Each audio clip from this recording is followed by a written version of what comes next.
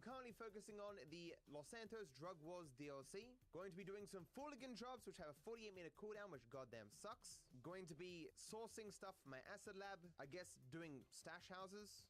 I don't know how to do some of this stuff, but I'll find out. Imagine putting a 48-minute cooldown on a goddamn job. Why not 47 minutes? Because I don't want to be sued by Hitman. Okay, so, let's go fuck up a weed farm. Apparently, the average American consumer likes a Mile High. Well, fuck that, and fuck them. Let's nuke their crop and get the good people of Los Santos back on the hard stuff. Wait, so we are destroying a product that some people want, so we can get them to use even more strong drugs. So we are 100% the bad guy here, right? You got some mom and pop shop being like, oh, we're gonna make this lovely weed for the young people of today. And this Fooligan guy's like, no, fuck them. They must take my hardest drugs. Okay, so once you and your crop duster are in the air, all you have to do is fly over the weed and hit the button. Yes, okay. I could have figured that out myself. Do I hold it? I have to do multiple passes? Oh my god! This is carrying the port all over again. Oh, we've made him do that boring thing once. What if we make him do it 3 times? Are there really players who are like, wow, man, I finally get to live out my dream of poisoning weed? There we go. Oh, I'm on fire. You know what I hate even more than shitty weed? Shitty weed vape juice. No. If there's any tankers of that bullshit up there, you take them out. Galicious, don't die. It's fine. Making an emergency landing. There's no way I can fly this helicopter. Open the bomb bay doors? Why can't I change camera? Oh, because I have the bomb bay doors open, I'm stuck with this camera? I can't see anything. How am I meant to fire? Oh. I did it? I hate this helicopter. Okay, we're done. So I need to refill my acid lab. I have no idea how to do that. I can buy supplies? Oh, I can just spend money? I don't have to do it? Boost acid production, is that it? I'm doing some chemistry? This is the shit, Mr. White. Oh, I need to call Mutt in my phone? Is this guy Mutt? Yeah, buy supplies. He's right here. Why would I call him? He's right here. You won't get the reward if you buy? What? What's up with you? I'm making drugs, Mr. Martin, sir. So I do have to call him. Hello, hello. Okay, because I bought supplies, I can't source supplies. Well, that's dumb. I guess I'll go to these stash houses. Now, as far as I'm aware, this can be sped up by me helping other people raid stash houses. So I'll do my one, and then hopefully I can get a bunch of people to invite me as they do theirs. Wait, is this house always here? Oh, it's so welcoming. Howdy, stranger, and they have a windmill. These seem like lovely people. It's a shame they're about to die. Hello. Hello. These guys are not very good defending their shit. Break into the safe. Enter the current code. I'm assuming there's a code right here somewhere. There's a clipboard. I'm sure everyone in chat right now is spamming. It's over there, Matt. You're a moron. What are you doing? It's on the poster board. What? It's levitating. It's not even on the poster board. You're wrong. Just in case someone breaks in and kills us, we need to put the safe code on the wall. You stole the safe's contents. What were those contents? Who knows or cares? It's a good thing it can fit into your pocket, though. $30,000 for that? That's about how much I got paid for that Fooligan mission moments ago. That's like the best money ever. Okay, let's see if I can get some credit now from doing this with other people. Warning, cameras operate in this area. Oh no, they're gonna see my face, chat. The consequences will be dire. Okay, you've killed everyone. Okay. It's just on the wall. What? It's literally 1, 2, 3, 4, 5. Incredible. That's the number I have on my luggage. So this hopefully will be my second stash house according to the award. Yes! Okay, got credit for 2. So we can just spam these out. An interesting question would be, do I even need to be there? Okay, so apparently, when whoever I'm with starts the stash house, it will show up on the bottom showing that I'm in the mission, and then if it gets completed, I still get credit. Is that kind of dumb? Yes. Okay, stash house successfully raided. Let me just check my stats. Yep, all good. Now, people kept saying to me, oh, do the stash houses every day, Matt. You gotta do them, man. I told you didn't have to. Are you fewer people today? I am always one person. Except on those rare occasions where there's a lot of people in my head screaming, but generally speaking, only one person. What? The thing isn't on here. Oh, there it is. 28, 11, 97. That looks like shit. That 100% looks like shit that they just recolored. 28, 11, 97. The mental power to remember these numbers. You have no idea. No mere mortal could do such thing. So that's 6 down. This is a stash house? Oh. I did not Finally. hit him on my screen. I swear. In my defense, he shouldn't have been standing there. Let's go. I am helping. So I should get an award now for 10. There it is. Stashes to stashes. Let's see how many more I have to do. So it looks like I have to do 40 total. Wait, no. Wait, but I can't see. What are you... I was wrong and blind and confused. Oh, what I should do, though, is the Fooligan jobs. Surely it's been 50 minutes by now. Okay, I got something. There are a few friends in this biz, but they're out of their minds. Spend most of their time making bombs out of copper wire. Oh, we're stealing back the copper wire? I've already done this one. We're stealing drugs and copper wire, you know, as you do. Nuke 'em from the sky.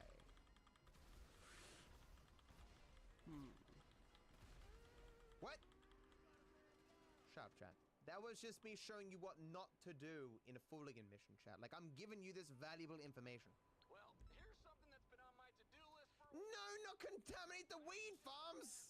If those robe-wearing weirdos try to stop you from poisoning the irrigation system, blow their heads off! I've played GTA Land 4, Dax. These are just like victims of a cult, you know, and we're just killing them. At least I'm sure they're going to whatever heaven kind of thing they believe in.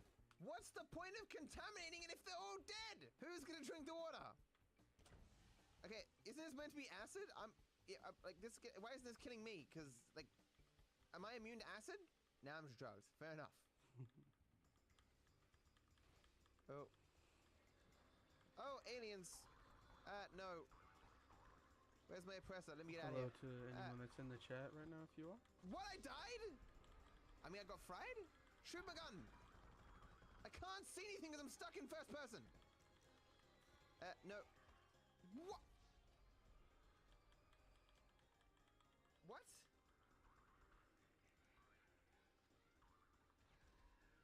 Did I survive? Finally! Wow. A levitating parachute. Now I know I'm tripping. Great work today, Kiflom motherfuckers! Kiflam badonkadonk. Okay, there is no way there is a stash house here.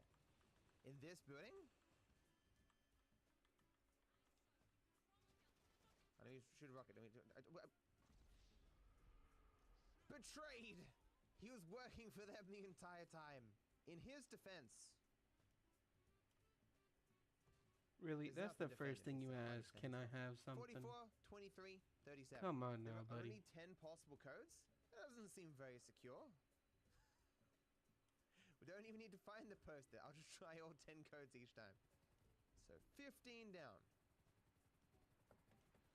Oh, well, that helicopter's gonna explode. There's a stash house here?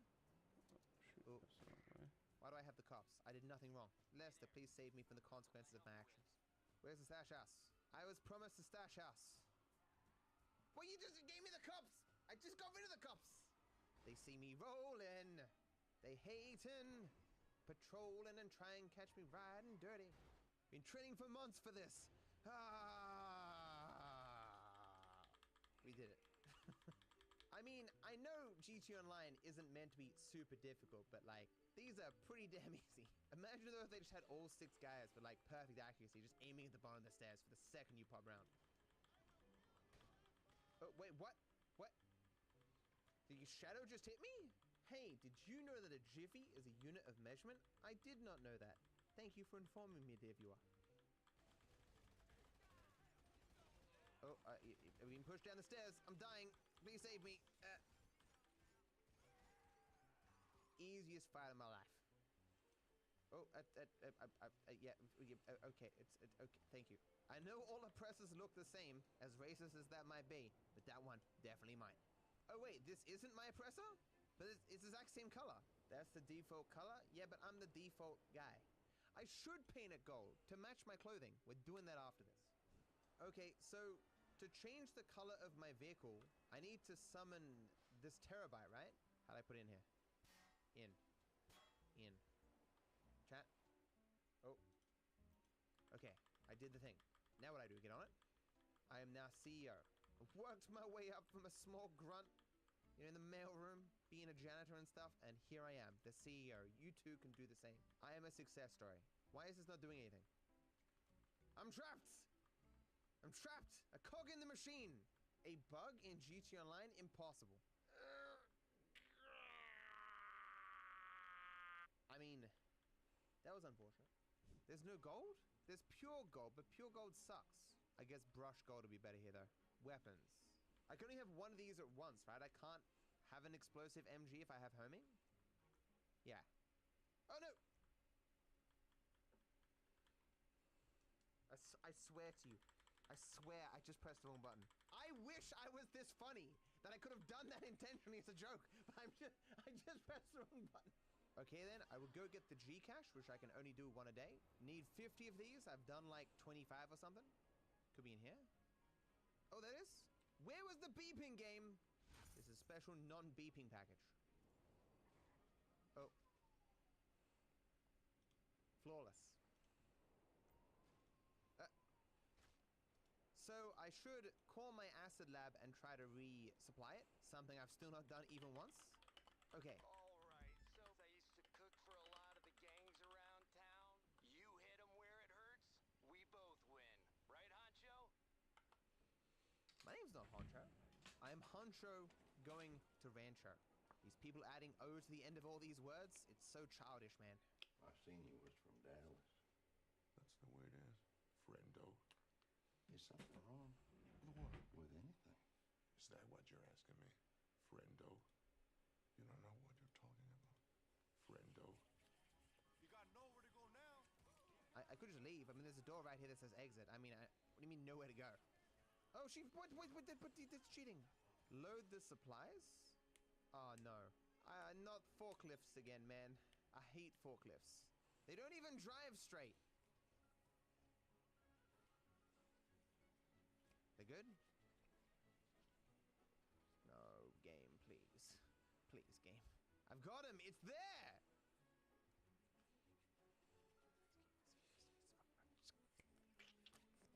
Hooray! I did a resupply mission. Let's go! It's one down! Only 80 bazillion more to go. You seen the news? Apparently a Humane Labs van carrying toxic chemicals tipped over and it's a real fucking mess. No. Just one box of those chemicals will keep us on schedule. I say we join the cleanup effort and steal one. You fucked with the wrong soldier! Apparently I fucked with the wrong soldier. Oh, steal the supplies? Maybe I can just fly in and grab them and leave? They get it? I did not. Well, I'll nuke some people and then come back. Okay. I got it. I'm dying.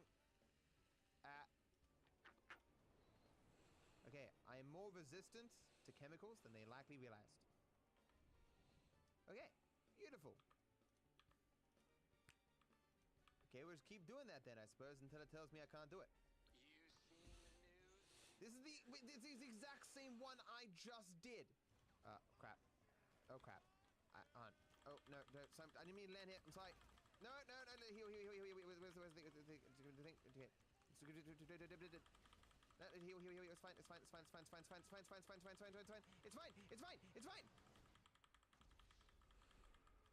was not fine.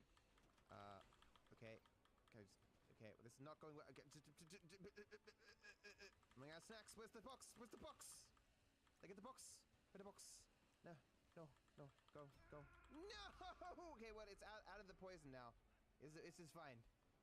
Don't step in acid? I think it was more the bullets to my face that were a problem. Hey, did you see the news about Humane Labs? No.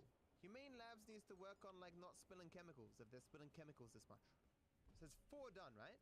Did you see the news about No! Humane Labs? Sweet. Give me my award. There it is. Chemical attraction. Making good progress, except on the Fooligan missions. What I'm going to do now is I'm going to check my auto shop just in case there's some vehicles in there to deliver, because I need to deliver 10 from there, and then I'll do a Fooligan mission after getting some snacks. Oh, there are vehicles here. There's actually 2 vehicles here. Why did you not tell me, Sasanta? So in Los Santos Tuners, I'm 40 out of 50 for delivery of these vehicles, and they spawn intermittently, so I have to do them the second I get them. This is called a dynasty? Why? It's so shit.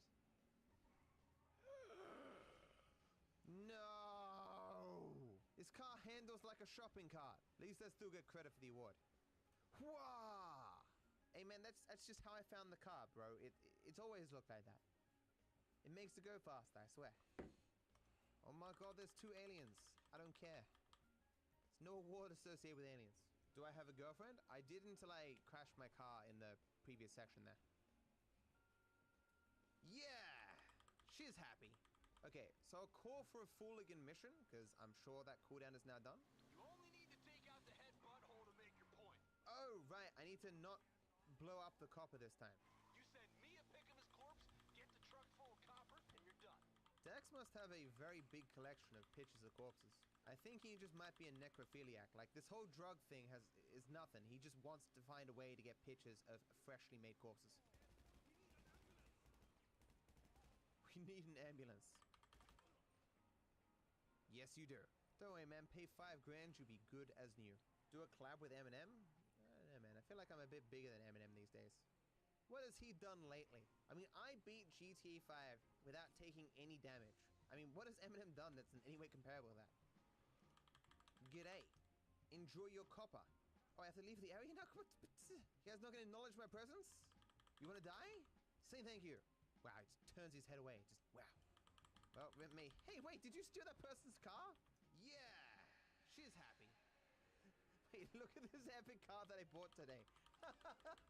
So I'm gonna do now, I'm gonna go get the treasure chests on the Cayo Perico Island. I'm making swift progress in getting them. Ah, that is. Free 25k. No. Oh, wait. I thought my motorbike had stopped working, but in reality, I just stopped driving. Oh. Actually appears on the map when I find it. So this one's in the water. I'll remember to put on my seaman outfit this time. Well, there goes my bike. Why can't I change my outfit? Is that because I'm already in the water? There we go. Okay, good. Seaman go. I don't seem to be getting closer. It's just always so distant.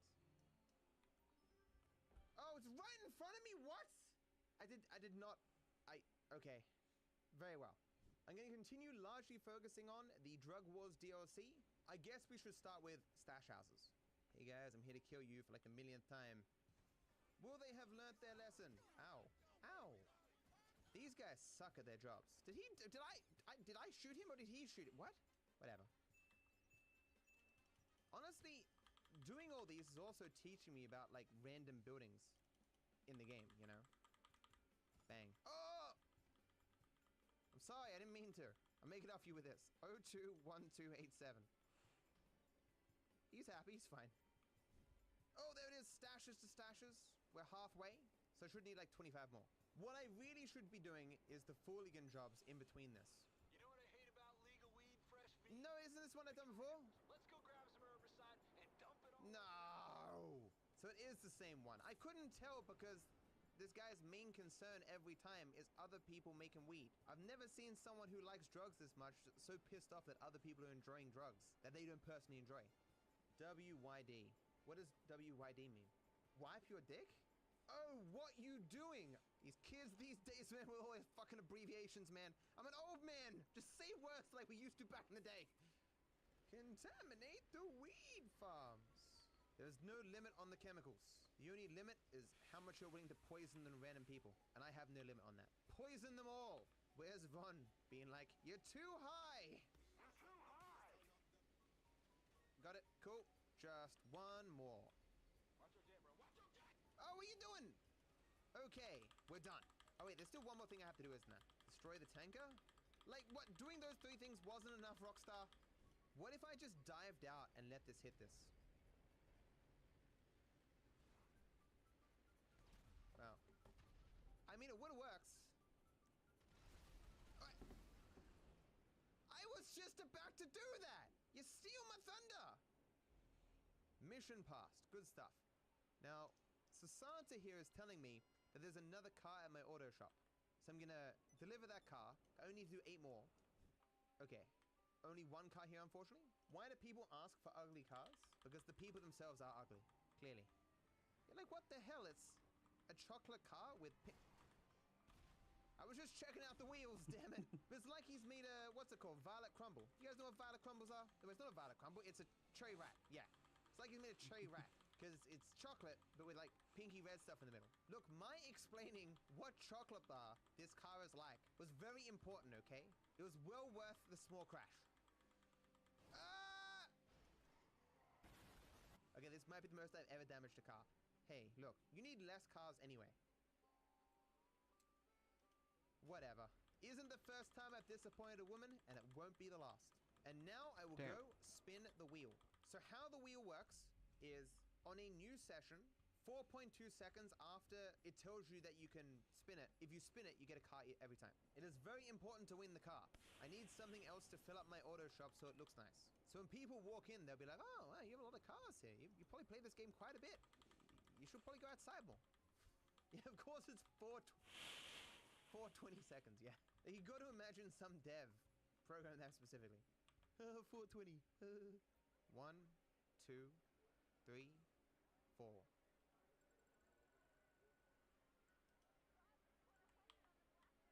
Fuck! Oh, another car at my auto shop. It's already a car here, you don't need more than one. Dude, yeah. He saw the other chick get a chocolate car and he's like, I gotta get one too.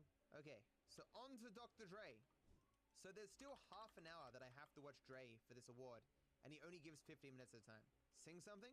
Never gonna give you up, never gonna let you down, never gonna run around and desert you, never gonna make you cry, never gonna say goodbye, never gonna tell a lie and hurt you.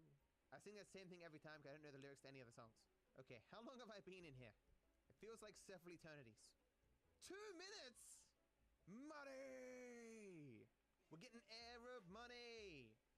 Getting Arab money! Hey, he's got my outfit on. What are you doing? Hey, you're moving your hands! He's got my outfit and he's moving his hands like I'm explaining something. I see what he's doing. Oh, he's back! What the fuck we doing? I'm bored as shit. Me too! What's up? Hey, listen, man. All right. I got this drum set over here. The drum set! I'm super down. Let me try something out. He's not only down, he's super down! Sounds good, Lo. Yeah. Cool. Look, man, I'ma head out. If you need anything else, man, holla at me. That guy was there for like 2 minutes. Okay, what's the time left now? Might have 1 more minute. At least if I get 1 more minute here, then I only have to do 1 more session with Dre. I'm gonna take it home. I got something waiting for me. But what is waiting for Dr. Dre? We'll never know. It's probably cheese. So we'll do some more stash houses. And for the stash houses, I need 29? What is the point in having all them awards? Rockstar invites you to the official Rockstar offices, and you walk in and they slap you and tell you to go outside and get a life. 2738, that's right, yeah, okay. Right. There we go. Got it.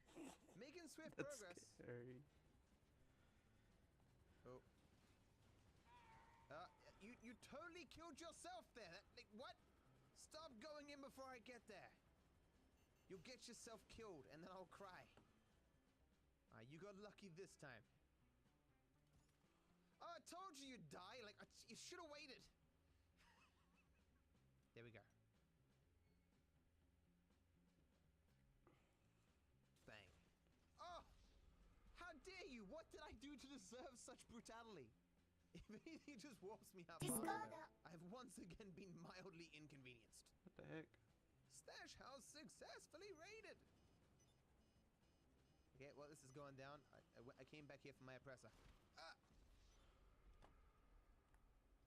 I was landing so softly. What? Going this stash house actually lost me the cops. That's interesting. He's gone in that illegal drug den, man. We can't go for him. He clearly...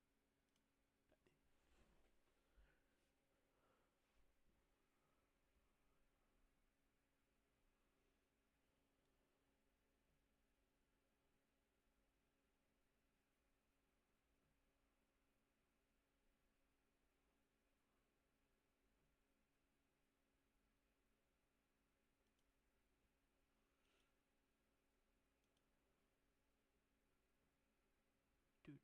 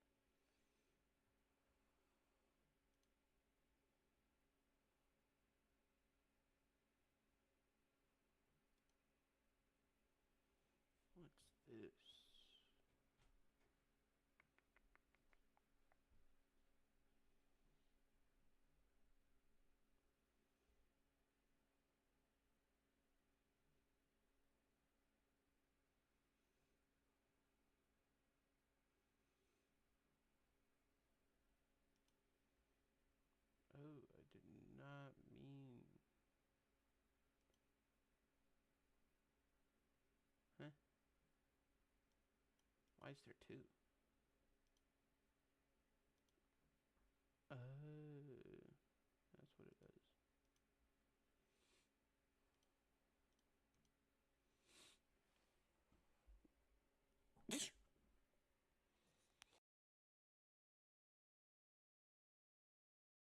Really must be innocent. Basically, chat, the more illegal things you do, eventually it comes full circle and you become innocent again. So if you're convicted or someone's accusing you of a crime, just do more crimes. Eventually it will all resolve itself. My last name is Judge. I know these things. Give me something good, Dax. Contaminate the weed farm. No. Okay. Hey, guys. Oh, wait a second. This is the one where you get, like, fucked up. I mean, fucked up not in the dead sense, but the drug sense.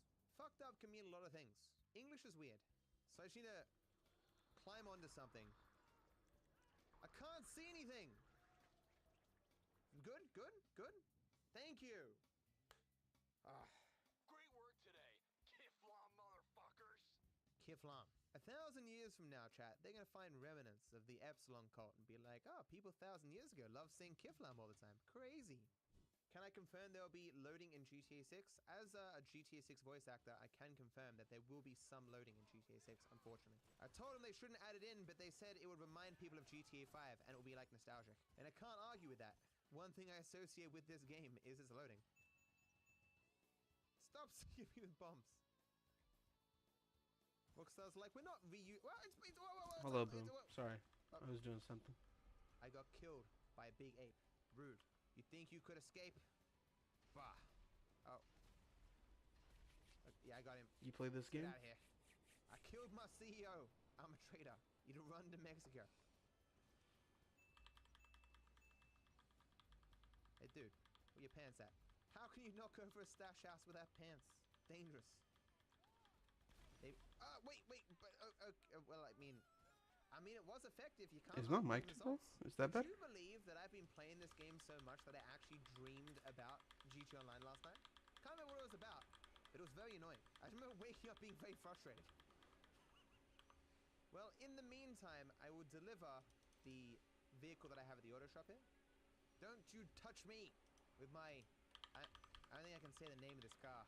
Why does Rockstar keep naming cars FAG at the beginning? Like, Rockstar knows what they're doing there. They removed 200 vehicles from the game, but they leave this one in. I see what they're doing. Look at that, not a scratch on them.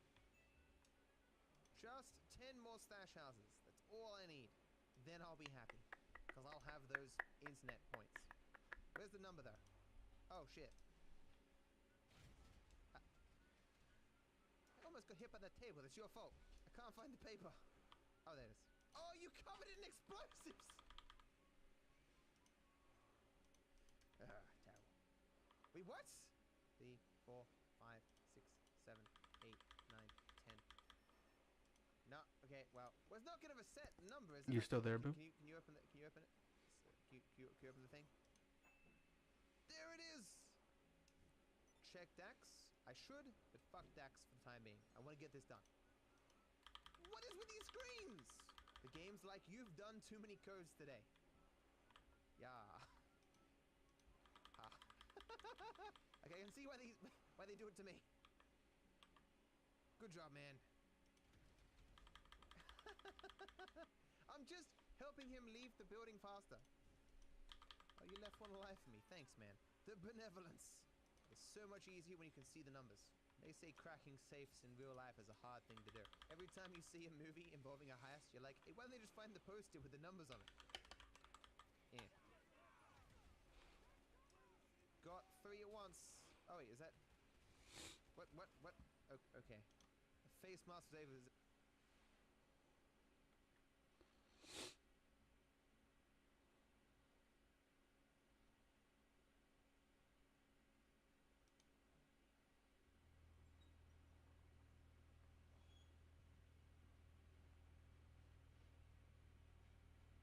Yo guys, and welcome back to the channel. Today I've got a real gem for you. It is a 1971 Mustang Coupe. Oh, and she's been sitting for I don't know how long, but looks straight out of the 70s. And it's got the Cragger SS wheels on there, the Avenger 60 tires on the back. This thing's really rough, and I got it just a hair above scrap price. Title for it too, which is really cool. She says it has the 351 Cleveland. It's got a manual trans, so that was a big turn on for me. Now I'm told it was parked for structural rust issues, and that was a long time ago, so I can't imagine how bad it looks underneath now. Wouldn't be surprised if it rips apart as we drag it up on the frame. Luckily, I had just enough room to scoot on down here. But yeah, let's just do a spin around tour and then drag her up, see what happens. Can't tell if that's a written. No, I don't think that's. Can you explain, Boom? Reshot. And, ooh, what happened here? Looks like somebody backed into it with a piece of heavy equipment at one point. What I don't like is this whole entire body is just sitting down into the ground, so I can't imagine how bad it's going to be. And you see the weeds have been growing up into it. Ooh, surprised if it has any floors at all. Yeah, it's got the Hurst competition shifter on there. Woohoo! I like that. Actually, it doesn't even smell too bad in here, considering. But this is all just trash. You know, I guess somebody sprayed weed killer on it. You got CB radio on there too? Yeah, it does. Look at that, all uncovered. Get the high performance tachometer. This thing's a race car. Oh, third pedal in there, I'm turned on. I like it. I wonder if these come with.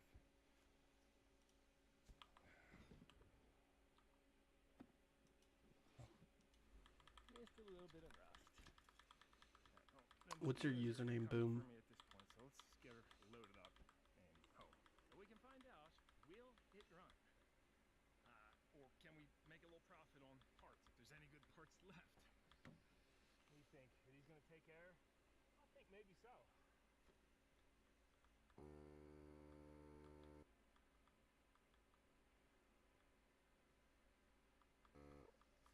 Oh yeah, we're in business.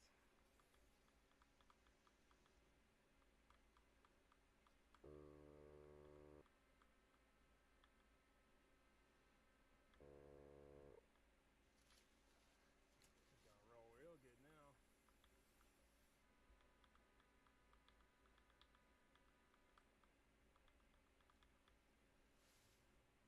Oof, red ants galore. Look at that. Don't really want to bring them home.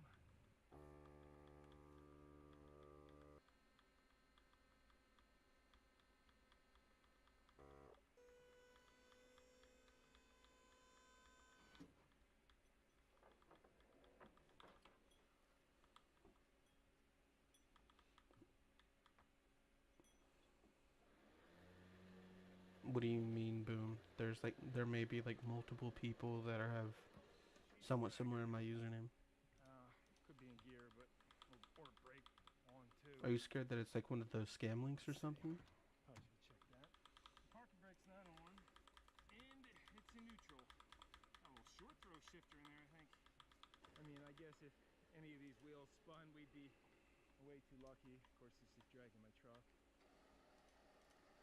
I should have spent more time getting it backed up as close as I could.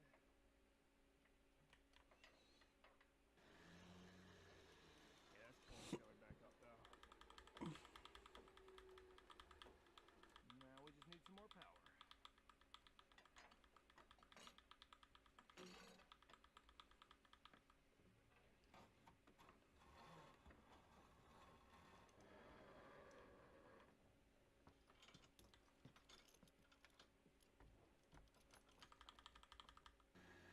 Oh yeah, much stronger. Just gotta get out of those ruts. Ah.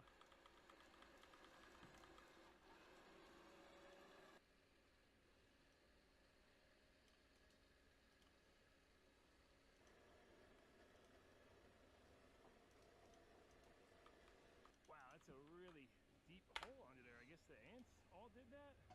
It's crazy. There goes our floors. Carfish is hanging out.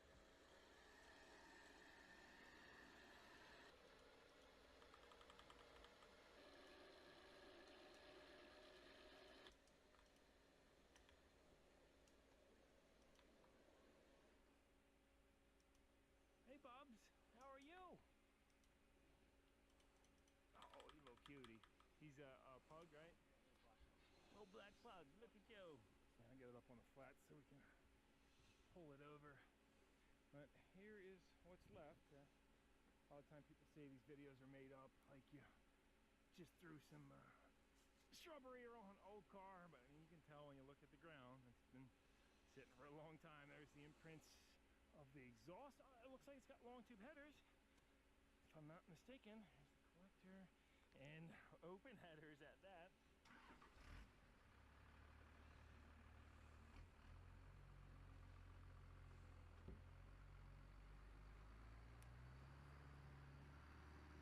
This should allow us to slide back over. Since we got it motor back, we got to pull pretty far forward to get our weight right. Yeah, that's coming over.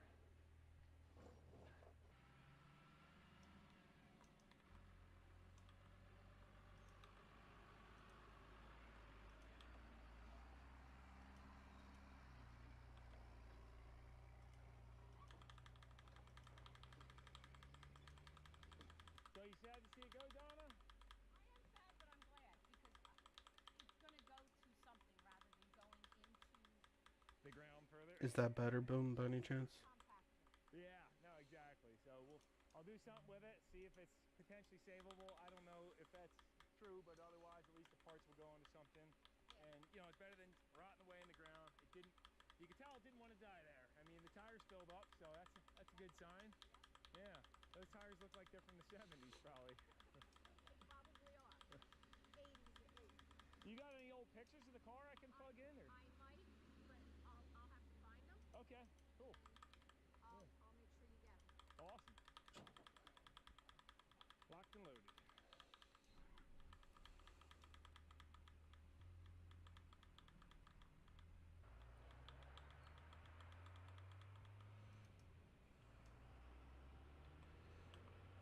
Village of California, Pennsylvania, that is.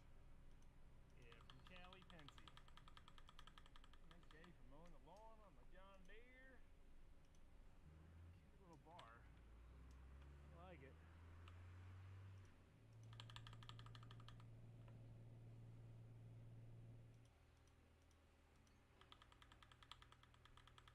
I'm gonna go drop this off my storage yard because I gotta do something with the Buick Special first. But I wanted to pop this hood open and lube up the cylinders, see if we can get it rotating. That, and I kind of just took his word on the fact that it had a 351 Cleveland. So we'll see what's going on.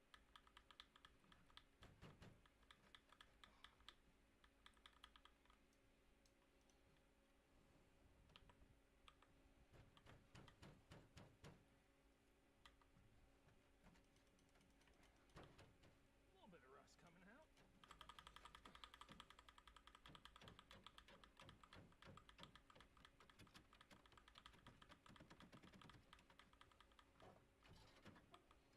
There it is. Pins are a little tight too. Oh, there's first glimpse. Get the air cleaner off of it. That's never a good sign.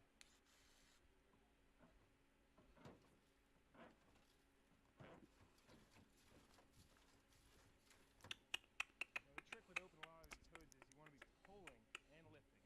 I've said this a lot before in videos, but it took me one time on a Ranchero to just lift straight up and it bent the hood. I mean, it was a junk hood anyway, just like this one. But that's when I realized, yeah, give it a little pull, a little wiggle, and, well, of course, a little lubricant too, but there we are. You can see the mice have facilitated in allowing the hood to rust out, but I've seen worse, and it's cool. It's got the hood scoops, you know, nice. Those actually make sense to allow good airflow into the engine compartment and rain too, but they're not fake. And here's what we're looking like. Yes, this I believe is a Cleveland because it has the thermostat going right into the block versus the intake manifold on like a Windsor. So the first thing I'm noticing under here is this Mallory ignition coil. That's pretty beefy. Never seen one like it. Maybe you guys have. Here's the factory ignition coil and the distributor cap. I've never seen one like this either. Wow, that's real high high performance. This thing's hopped up. Do have ignition points. Those are very corroded, as to be expected. And a Holley carburetor, 4-barrel, top of a Edelbrock Torker. Plain intake, it looks like. Pressure gauge. And that's Maybe able to beat my peak score, possibly. solid, pretty rusty. That's not a good sign for this engine. Non-power brakes. And got this linkage down here on the steering column. And, well, this one's made by Depth Tech, but there's a lot of different brands. I'll drop a link to them down below if you want to check out prices and such. But this one's cool because it's a dual lens, and you can rock this back and forth to get some mechanical action on there. So if you want to drop it in the cylinder and then take a look up at the cylinder sidewall or up at the valves, you know, can't do that with the old ones. Here we go. Cylinder is full of cobwebs. This is a crosshatch pattern now. What is, oh, that's corrosion down on there, real bad piston corrosion. I don't know what's going on with that down there. Let's try blowing it out.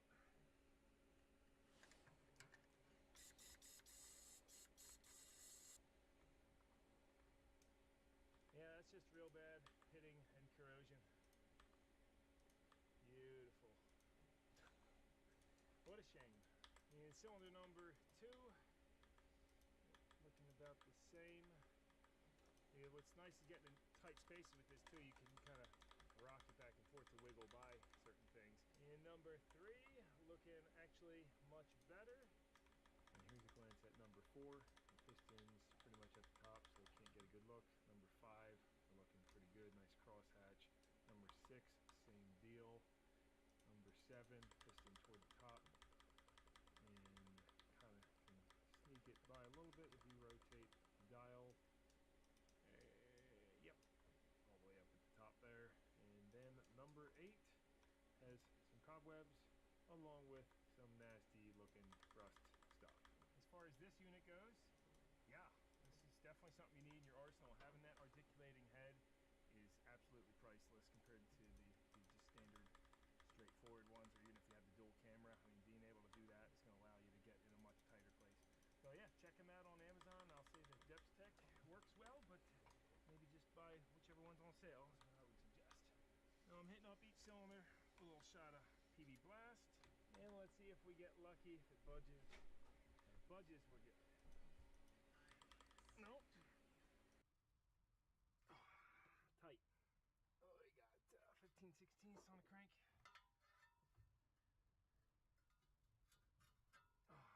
Loosened it. No, she's locked up pretty good. Oh, darn. Well, I can't say I'm surprised, but I'll just let that soak for a little bit. I can always hit it with vinegar or weld a breaker bar to the crank. We got all sorts of options, but for now,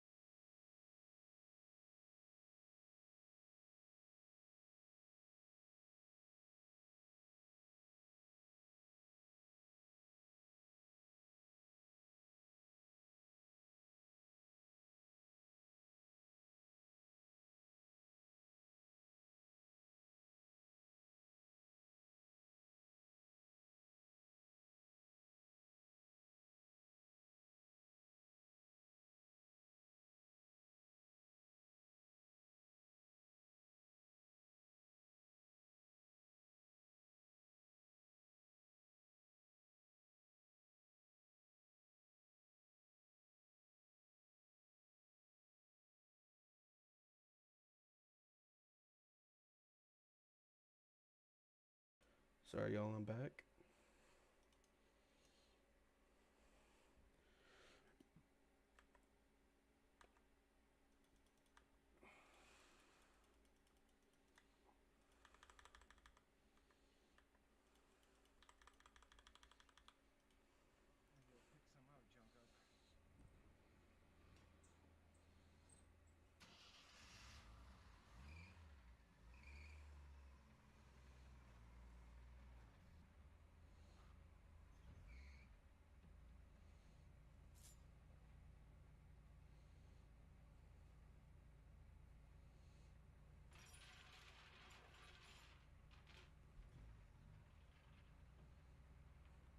I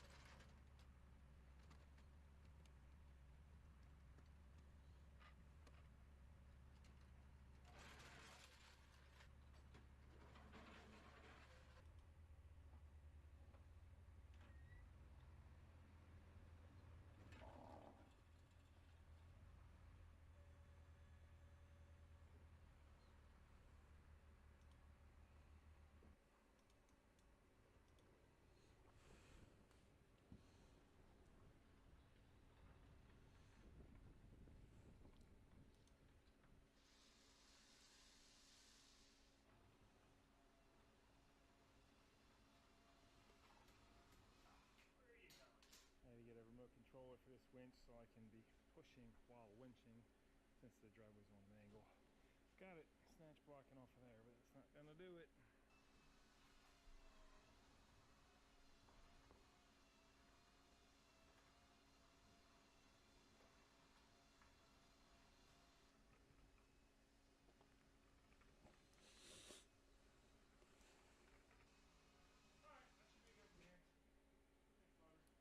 What units do you have, Boom, by any chance?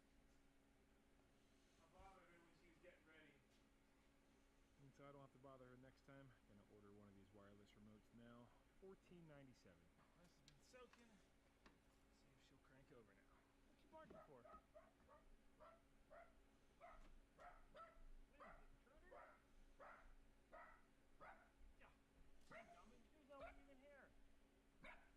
It's just the grass blowing, boy. Come on, let's go. Now, speaking of the goose man, I'm actually popping the rat out right now. Look at that nice green coolant. Because it has a bunch of holes and it was leaking. So I don't want that leaking in the yard.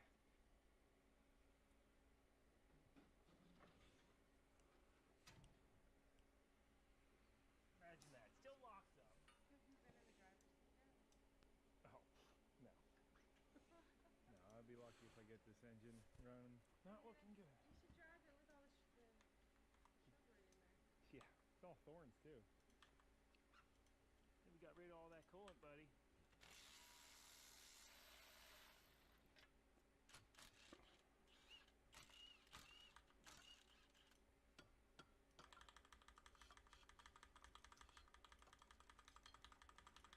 This always gives you a good idea on how long it's been sitting.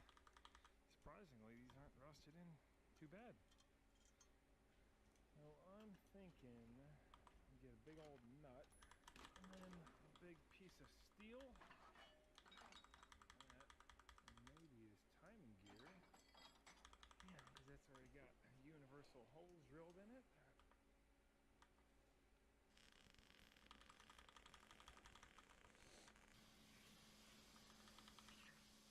Yeah, that ought to do it. The end got a bunch of porosity because ran out of wire, and I guess the end of the wire was dirty or something. I don't know. Using grade 8 hardware, but I'm guessing this will probably shear the bolts off if anything breaks and the engine doesn't budge, or it'll shear the key or break the crank. Got the Armstrong Chicago number H51 3/4 ratchet. Actually, if I go breakers are 1.5 inches is what it is.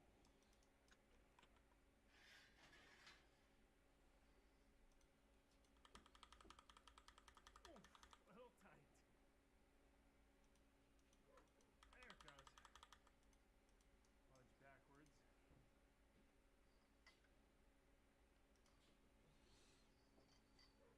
Now, I know the proper way at this point would be take the engine apart, but we're not going to do that. Well, I'm told it ran when parked, so. See, we really should be taking the valve covers off and checking if the valve's going up and down too, otherwise likely to bend the valve.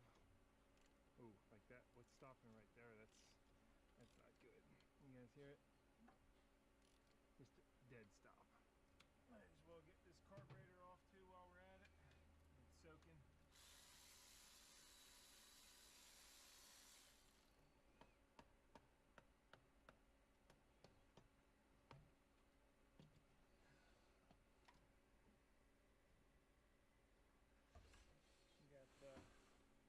pumper Holly locked up tight.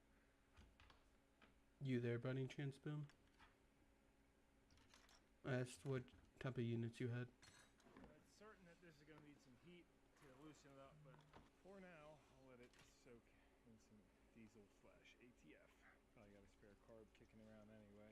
If this doesn't come to life without major rebuild. Yeah.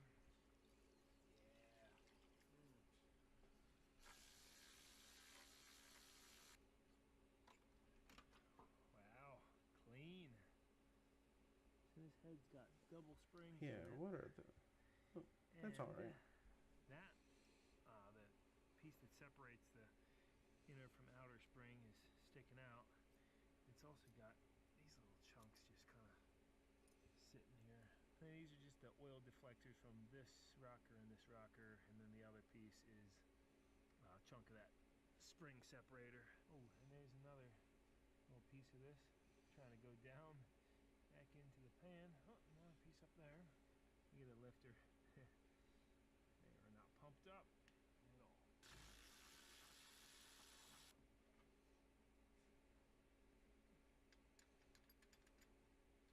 Looking good on this side. Another broken spring separator, and there's a piece going down into the oil pan. Look at that. At this point, I have suspicions, so I decide to bore scope the cylinders again. And, well, look what we got here. A broken valve. Looks like really rusty and maybe broken for a long time, but we looked in here before, it wasn't. So I'm thinking, yeah, I must have done this. And, oh, well, here's another. Yep, look at that clean break.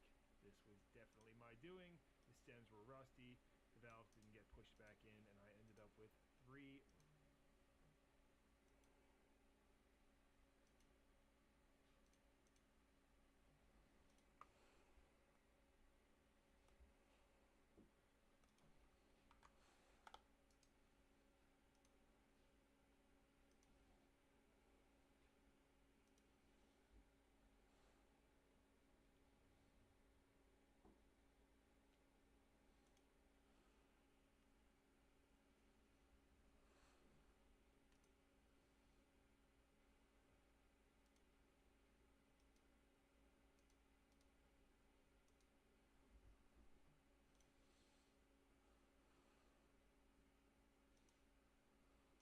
Looking up, you can see that's the exhaust valve port. Wow, a lot of corrosion. Really ugly. So, will it run? Absolutely not. Without engine repair, that is.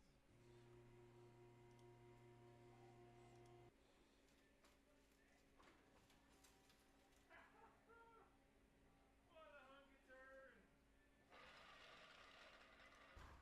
Before we go any further, let's find out what's in this trunk. Could be all sorts of goodies. She gave me a set of keys. They look brand spanking new. Let's see what's up. Actually, this gas tank too. Let's see what that smells like. Smells like nothing. Slides right in.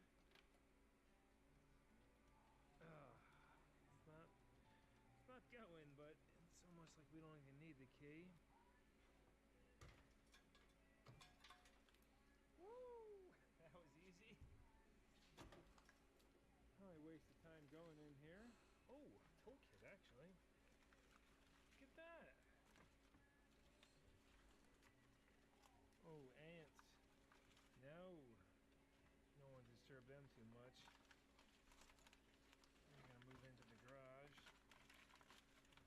As I disturb them, but actually, this little socket set, it's not bad.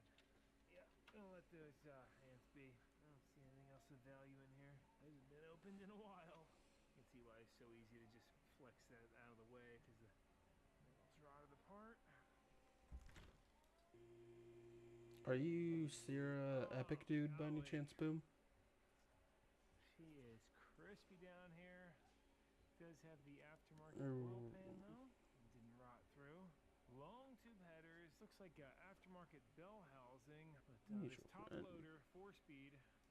Tell it's a 4-speed. Has the 3 levers. That's worth the price of admission alone. So definitely be popping that on out of there. Oof. to be, yeah, it's a Oh, you're friends financial with round. Vanos or Big boys Joker upgrade to dude. one That's who OS you are. 67. That's worth something right I'm there. friends with Joker. Tire shocks too. Come At this on, point, let's kill I'm him, doing the part please. out slash salvage with a fully trans.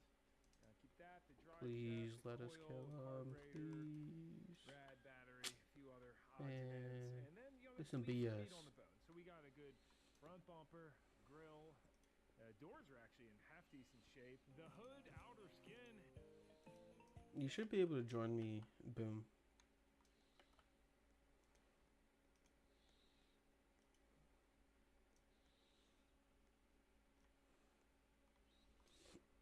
My joins are on.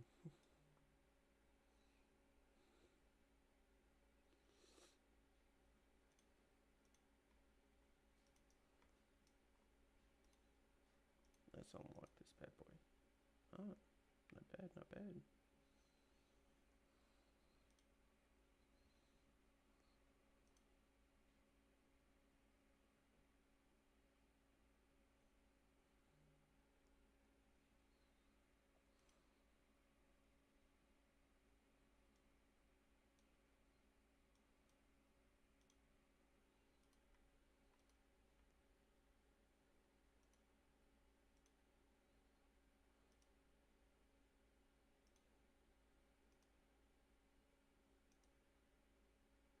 Okay, I'll take that. I'll take this. I'll take this.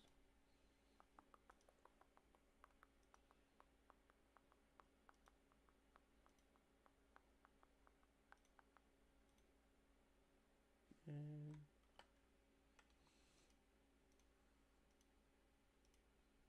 can't complain. Can't complain with this right here.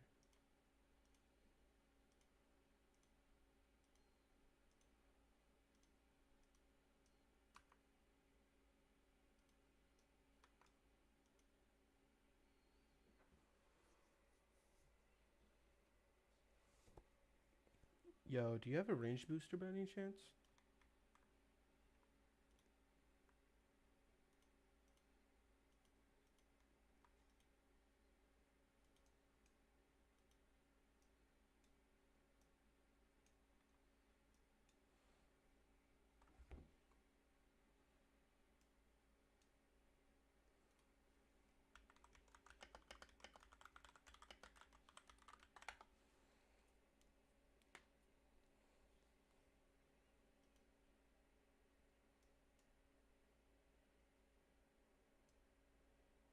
You're not?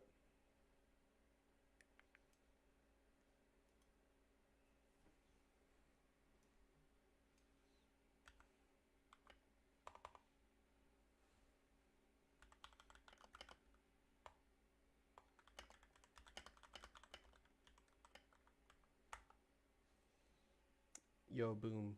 Quick question. Do you have Joker's Discord by any chance? Or no?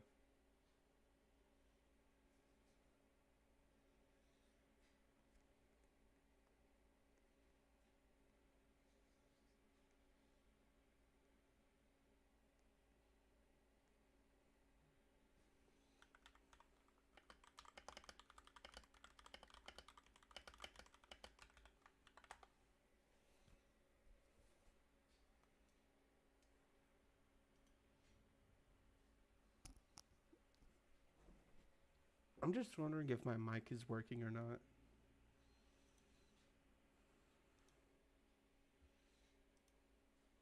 You're not able to hear me at all?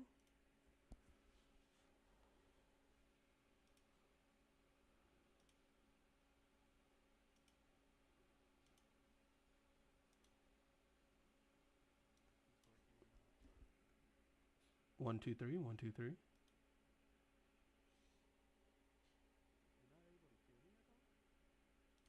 My mic is working. Why are you lying?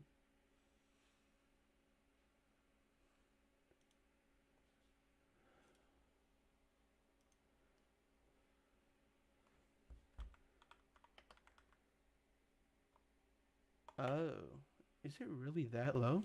Is this a lot better now?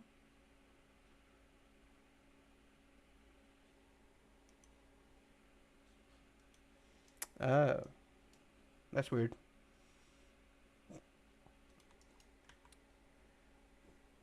Do you have a range booster at all? That's what we need mainly. I got cooldown and damage. Just wondering if you got a range booster.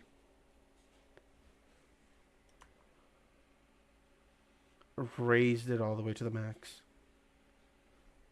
I'm gonna check and tell me how my other mic does when I change it.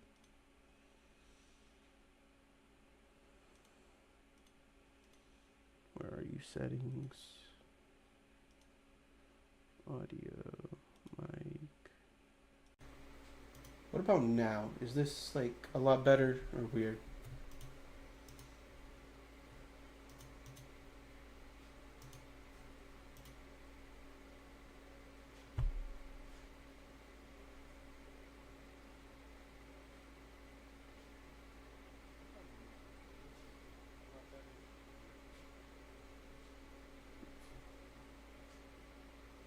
Okay, that's good. That's good. So you don't have Joker's Discord at all.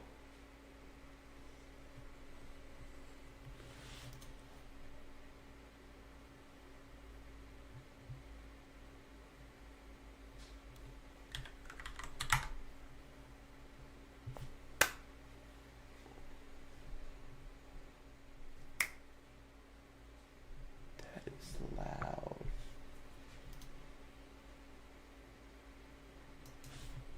I'm ready whenever you are.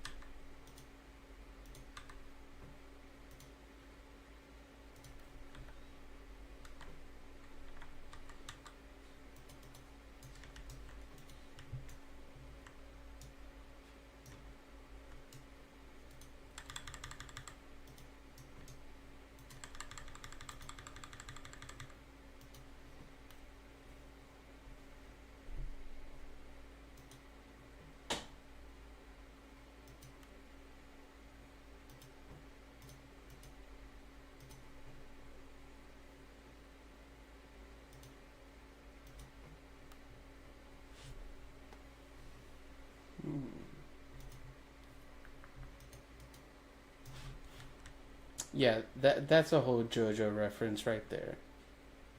You cannot say anything about that. Crazy work. Crazy work.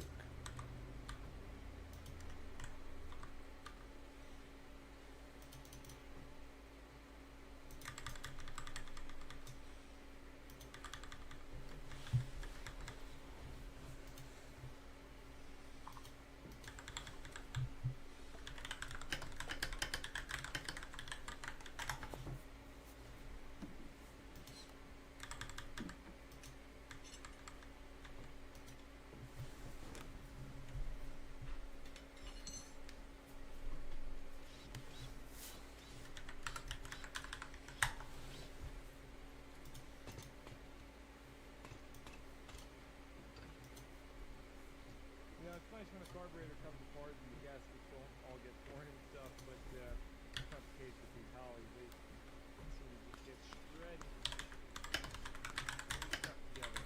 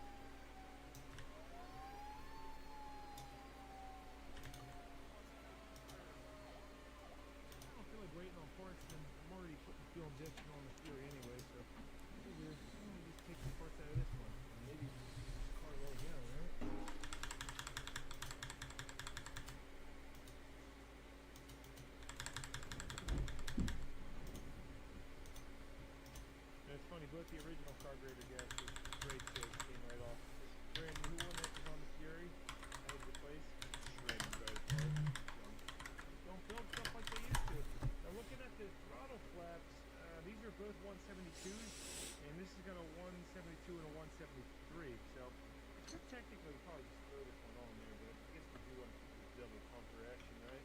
I want to admit something I just found I did wrong in the previous video, and it was a guy who commented about me overlooking the power valve. I didn't really talk about it, and I didn't even touch it because I was like, it looks like it's good shit, right? But there's a diaphragm in here, and so I just took this steering card because I never split the case on this one completely, both of them. And sure enough, he was right actually, because this diaphragm, I think low on this diaphragm's got a pinhole or something in it. This power.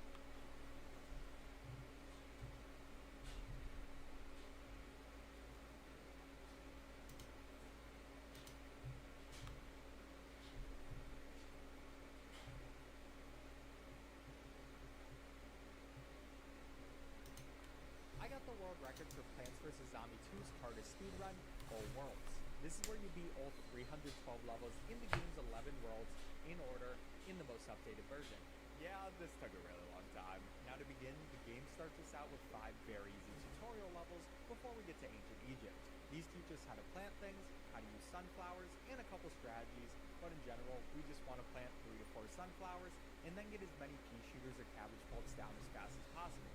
But after we beat those 5 levels, Crazy Dave gets some hot sauce for his taco, and we go back in time to ancient Egypt, where the game introduces plant food. This is a consumable you get throughout levels that gives plants powerful effects, like the pea shooter shoots a ton of peas at once, or the cabbage pulp shoots cabbages at a ton of zombies in different lengths. This level also gives us so much plant food to start that we don't even need to plant a sunflower, and we can just repeatedly use our cabbage pulp's plant food to finish everything off. Also, I should mention that we want to take out zombies as quickly as possible. Basically, how this game works is once you do around 50% of the current wave's health, the game will send out the next wave. This is called the 50% rule, and it's how we go faster for speedruns. Then Day 2 introduces power-ups, which are items that usually cost coins to use and are really effective at killing zombies. These levels give us ore power-ups for free though, so we can just spam the electric and snowball one to beat the level quickly. Now on to Day 3, we start out with 2 sunflowers and a cabbage bulb. And because of that, we don't need to worry about planting any additional sunflowers and just get cabbage pulps on every lane before also using a few plant foods to finish out the waves. Next up for Day 4, we get the Bloomerang as our newest plant, and this is our first conveyor belt level. Now one thing is some more on a Bong Choy to get a good amount of damage into the Zombot. Finally, after we beat the Zombot, we get a key to the next world, which is Pirate Seas. But before we start the next world, I like to stop by the Zen Garden so we can get some daisies in there, which will give us coins 7.5 hours later. Yep, we're planning strats this far in advance. But anyways, Pirate Sea has the gimmick of cutting off the end of some of the lanes with water so you can't plant anything there. This makes these water lanes more vulnerable, so we need to protect them better. For the first Pirate Seas level, we only have one of these water lanes in the middle, so I like to keep putting mines there and also have a Bong Choy behind the mine for extra safety. Then we just want pea shooters and Bong Choys in each lane, and we're good to go. Next up, the game makes us go back to the Zen Garden to plant a sunflower. I really wish we could save this power, but unfortunately, we need to take the upgraded sunflower here, which gives us a free plant food effect every time we plant one.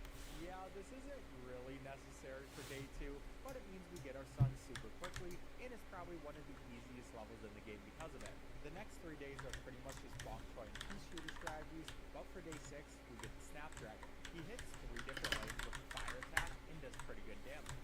So I like to put my Snapdragons pretty far up with my Bong Choys. But the reason we really like him is for his plant food.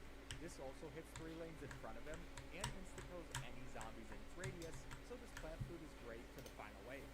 That means going forward, we'll always use a mixture of Bong Choys and Snapdragons, or just Snapdragons by themselves, since they're really good.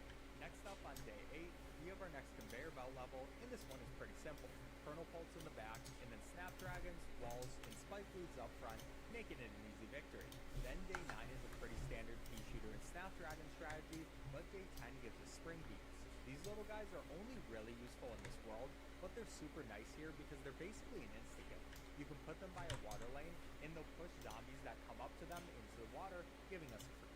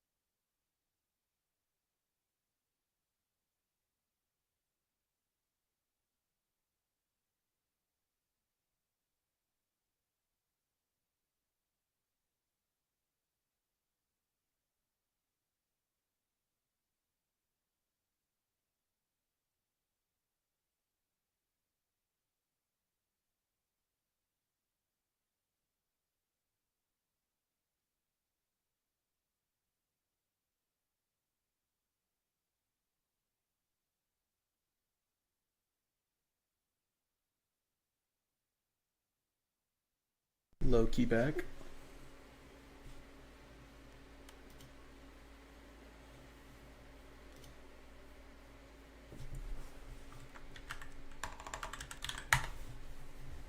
Free kill. Then they just need to rest for a little bit before doing the same thing over and over again. So it's really nice to plant these guys in the early game before we have too much defense, and then we'll have more time to get out our Snapdragons, Bong Choys, and Pea Shooters.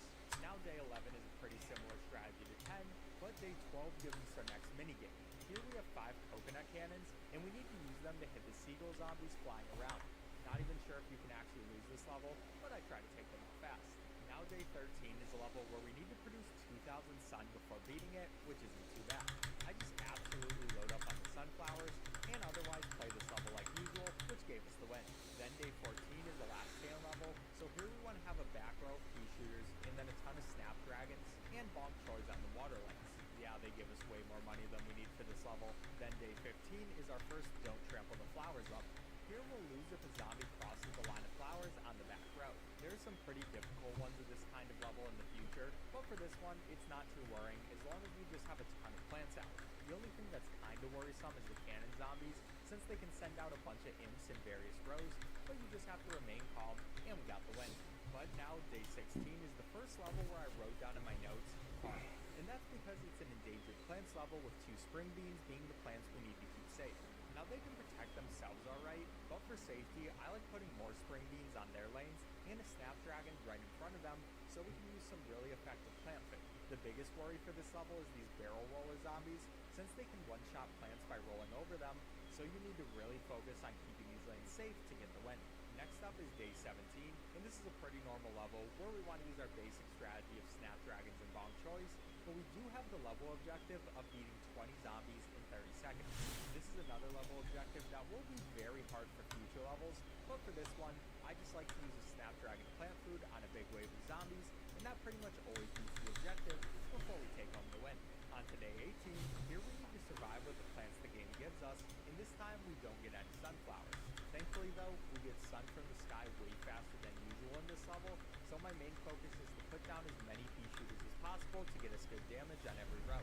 Then we can also have spring beans by all the water lanes, and it's not too bad. But unfortunately, that then leads us to day 19, and this time our objective is to make 1,750 sun, and also not let any zombies trample our flowers, which are pretty far up this time. So basic strategy is 3 full columns of sunflowers in the back, with Pea Shooters on every non-water lanes, and a Bong Choy on the water lanes. This level is definitely a stressful one, but you just have to be careful, and eventually we took home the win. Now day 20 is another sun level where we need to collect 1,000 sun, but it's not nearly as bad as the previous level, so we have no problems at all. And for day 21, we have yet another sun level where we need to produce 2,500, and also defeat 5 zombies within 5 seconds.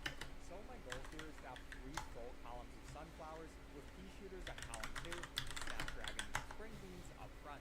Then to defeat 5 zombies in 5 seconds, we can use a Snapdragon plant food, and everything else just comes down to fairly good playing, which gave us the win. Finally though, after that we get a break with Pirate Seas 22. This is the last stand level, and we're literally just going to spam bloomerangs. Yep, that's the whole strategy, and it's really effective. Following that, for day 23 we need to defeat 8 zombies in 10 seconds, and not let zombies trample our line of flowers, so this one's another difficult level. So here, I like to completely focus on having around 7 sunflowers, and then tons of Bong Choys, and a few spring beans in vulnerable parts. The high damage the Bong Choys have can deal with most zombies in this level, and then we can just use a plant food on our Bong Choys to get 8 kills in 10 seconds. But Pirate Seas wasn't going to give us any breaks now, because on day 24, we have 2 endangered spring beans to keep safe, and both of them are in water lanes. We do get to use a cool strategy here though, of placing kernel pulse on those water lanes. Then, if a kernel pulse uses butter on a seagull zombie, they instantly fall down into the water, giving us some really good protection.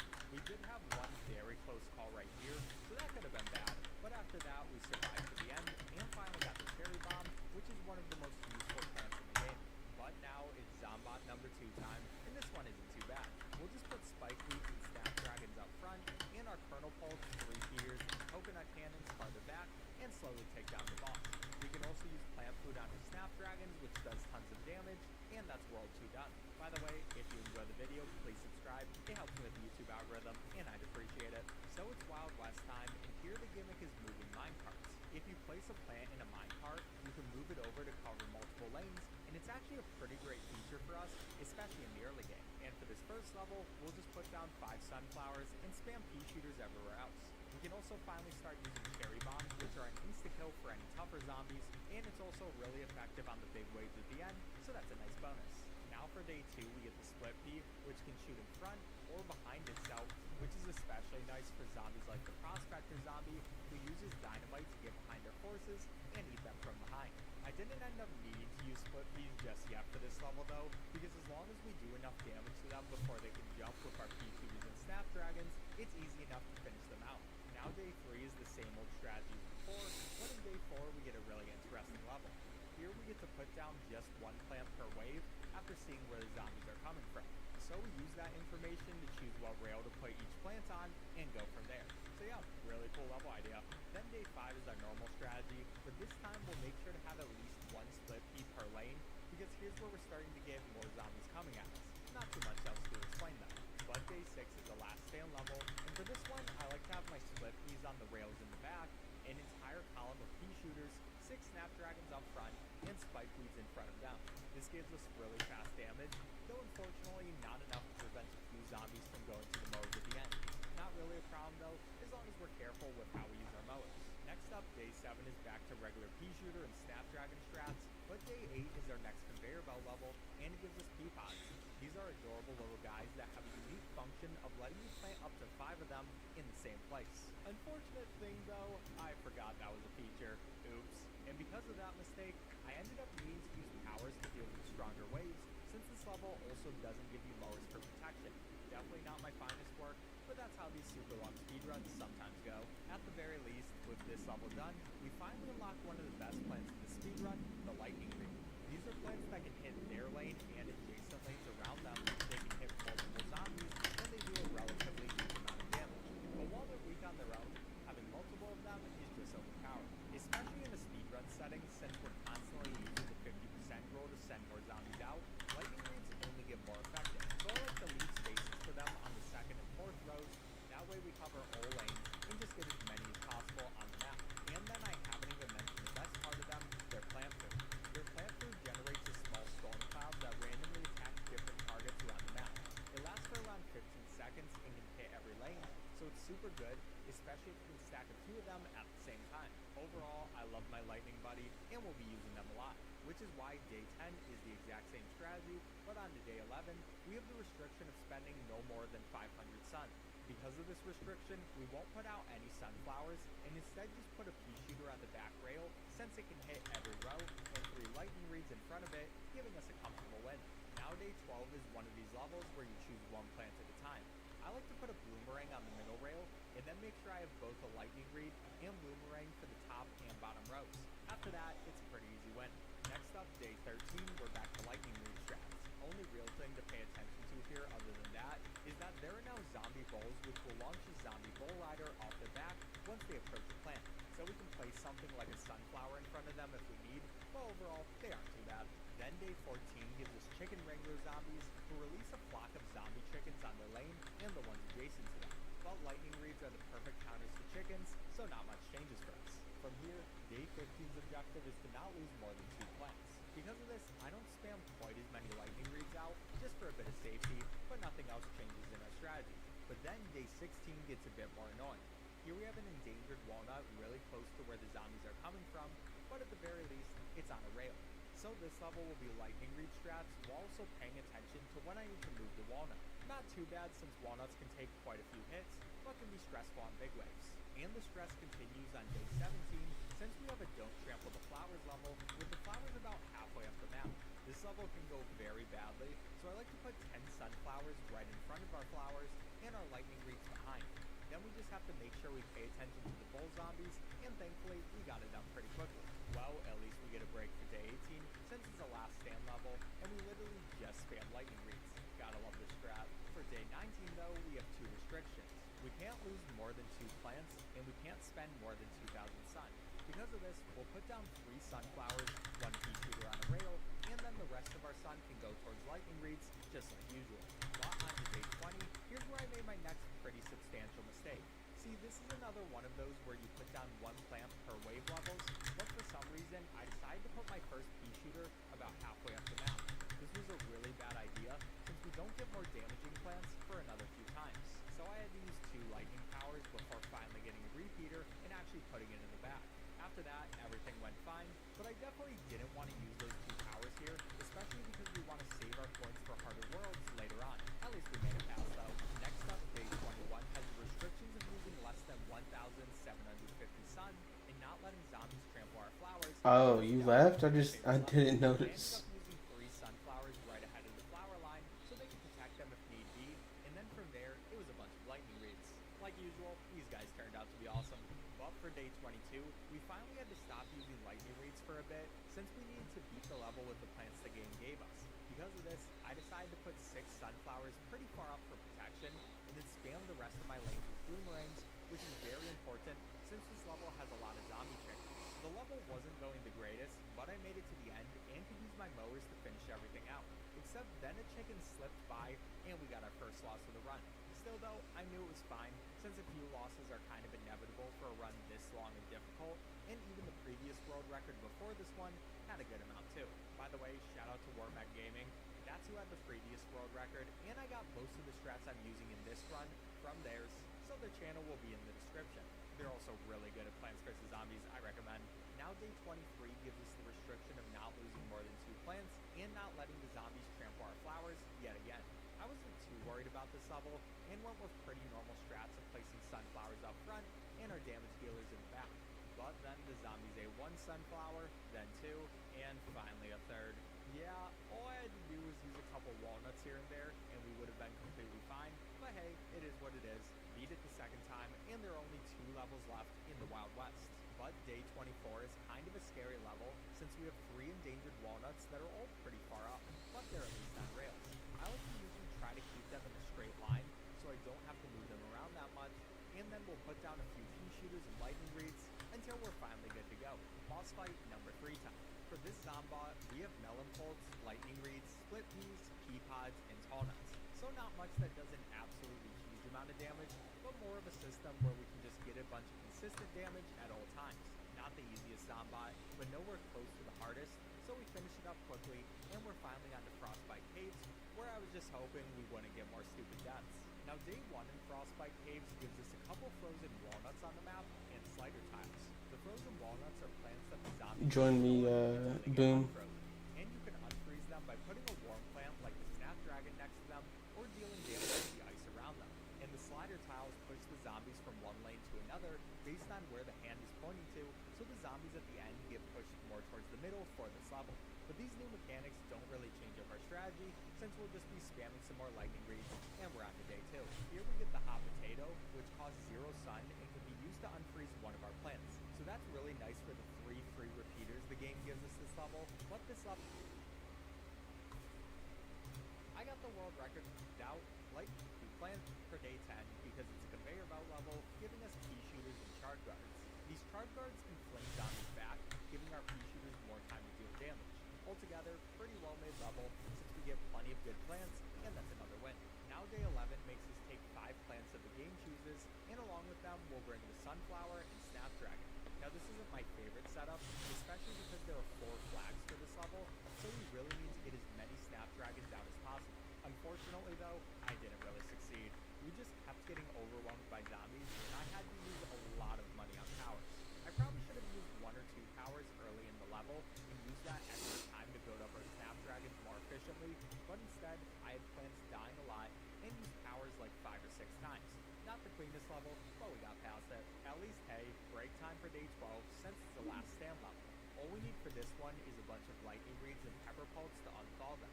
I also had a couple potato mines ahead of them, which honestly wasn't the best plan, since they kept getting frozen, so my lightning reeds would try to break them out, but we still got the win at the end. Then day 13 is the don't trample the flowers level. But these flowers are so far back, it isn't really a problem. We just did our classic lightning reed strats here, and at the end for the gargantures, I was able to use a chard guard to keep our flowers safe and get the win. So on to day 14, in this level the game chooses our plants again. Basic strategy is to start out with pepper pulps to unthaw the sunflowers, and then just spam as many bloomerangs as possible. There were a lot of zombies in this level, so we had a few close calls, but we got got it done. Then on day 15, we have 2 endangered pepper pulps we need to protect. I like to put my sunflowers right next to them so they're automatically safe from freezing, and then we can place more pepper pulps in the middle to keep our lightning reeds safe too. After that, all that's left is to place a couple charge guards to protect our endangered guys. That's the first time seeing Puppet's Blessing. Following that is day 16, our next conveyor belt level. This level gives us repeaters, pepper pulps, charge guards, and spike weeds. So in general, I just try to put down a ton of pepper pulps to keep my other plants warm and hope we don't get too overwhelmed. This level does really like its wind though, and we don't get mowers for it, so it can get kind of dicey at points, but like usual, I still finish it out.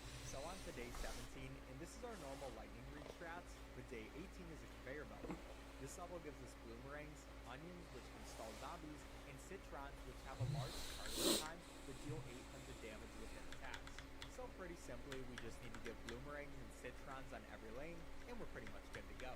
Then day 19 and 20 are normal lightning reed strats, before we get to day 21, which is a conveyor belt level that lets us use fire pea shooters. These plants are just better than the original pea shooter since they're a premium plant, and the basic strategy is to put them on our odd lanes and snapdragons on the even ones. Now for day 22, it's another lightning reed strat level, but day 23 has a bunch of endangered shard guards. Now thankfully these guys are pretty far back, but the game likes giving us snowstorms which push zombies right into them, and that can be pretty scary. Still though, lightning reeds like usual are the best strategy, especially given that this level has weasel hoarders which can destroy us if we aren't careful. And zombie weasels, like the zombie chickens in the past, are best dealt with our lightning reeds. But yeah, we're definitely getting into the hardest levels of this world now. Next up for day 24, here we need to produce 2,500 sun.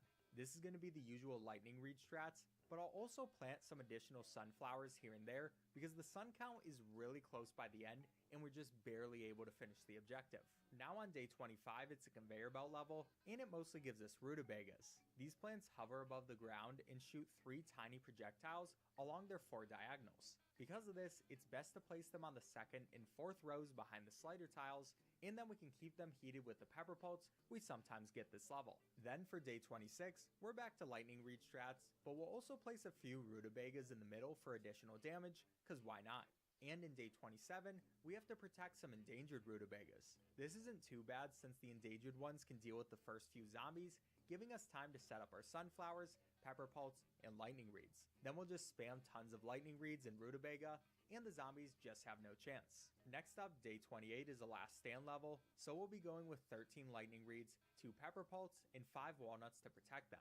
This keeps us pretty well protected for most things, though in the end we had to let one lane go to a mower because of a gargantuar. Still pretty good though. Then for day 29, we have to use the plants the game gives us, so I like getting out at least 1 fire pea shooter per lane, and then put rutabagas all through the middle. And after that, it's boss number 4 time.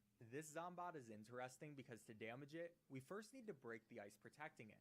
The boss will constantly try to put up more ice too, so the best way to go about this level is mostly plant things in the middle rows, and before long, we're just completely overwhelming this Zombot with our firepower. And with that boss stage done, we're finally on to Lost City. Now Lost City is a very fun world because it gives us gold tiles. If we place a plant on a gold tile, they'll give us sun every 20 seconds. So because of this feature, for a lot of these levels, we'll only need to plant a few sunflowers. Then, like in Frostbite Caves, we'll mostly focus on planting lightning reeds, along with some pea shooters in the back, and get a quick win. Next up on day 2, the game gives us 3 red stingers in the middle row, so that lane's pretty safe, and other than that, same old strategy as day 1. But day 3 is a conveyor belt level, and we get red stingers and lava guava. Red stingers do more damage if you plant them farther back, since they get scared up front, and the lava guavas erupt when a zombie hits them and leave behind lava on the ground that damages future zombies. So we'll lava stronger zombies like bucketheads and try to get red stingers everywhere. Then day 4 is some more lightning reed strats, especially because now the game starts throwing out excavator zombies. These guys dig up plants and throw them a few columns behind them and block incoming projectiles with their shovels, but thankfully lightning reeds go through those shovels, helping us get some good damage in. Lightning reeds are also good against the Lost Pilot zombies, which drop down on our plants, since lightning reeds do so much damage when you have a lot of them, so yeah, just more reasons to love our little buddies. Next on day 5, we have a conveyor belt level, and for this one we have both AKEEs, which are these guys who shoot bouncing projectiles, and red stingers. We want to have both of them on each lane, and then it's an easy win. Following that, day 6 and 7 are pretty much more lightning reed strats, but then day 8 is a don't trample the flowers level. It also chooses our plants for us, so we don't have any sunflowers and solely need to rely on gold tiles to get sun. So I like to have my puff shrooms take up the 3rd row, red stingers on the 2nd, and AKEEs on the 1st, and we're pretty safe with this strategy. Now day 9 is a pretty annoying conveyor belt level. Our main sources of damage are snapdragons, spike rocks, and endurians, so everything needs to be pretty far up, which doesn't really work that well against the excavator zombies we get here. Then there's just tons of zombies too, so they're definitely able to push us back a bit, though we still got the win in the end. Next is day 10. In this level, our gold tiles are pretty far up in the map, but it's still worth it to place our sunflowers there anyways. Then we can just use a combination of lightning reeds and red stingers to get the win. Pretty much exact same strat for day 11, but then in day 12, we need to produce 5,000 sun, which is an insane amount.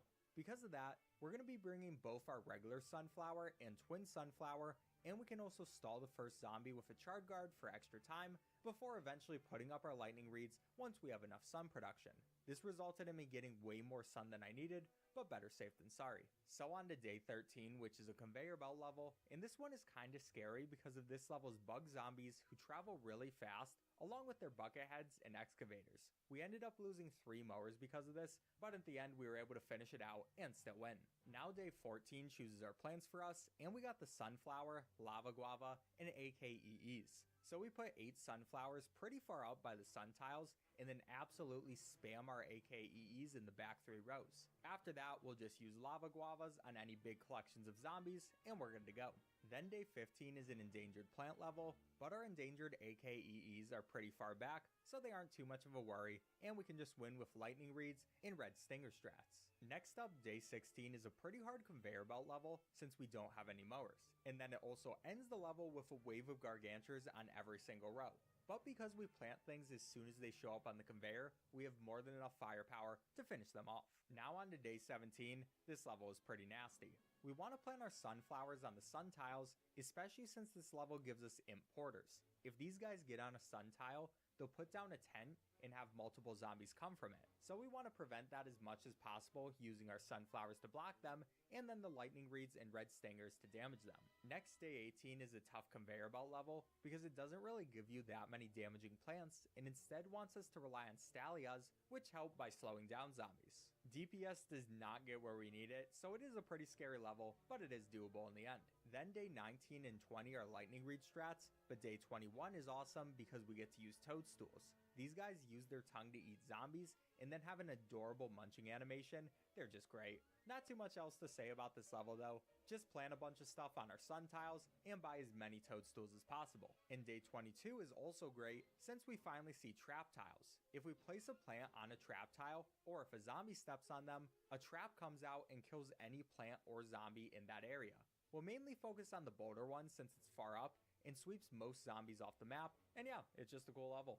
Now day 23 is a very tough level, where we'll start out by using lightning reed strats, but this level sends so many zombies at you that it's not going to last for too long, and we pretty much always lose plants and mowers here. We can use chard guards to stall the zombies, but we got very overwhelmed and lost every single one of our mowers. But I was just barely able to get the win with a cherry bomb, so hey, we'll take it. On to day 24, this is a don't trample the flowers level, and we'll put our 5 sunflowers right in front of the flower line with lightning reeds behind.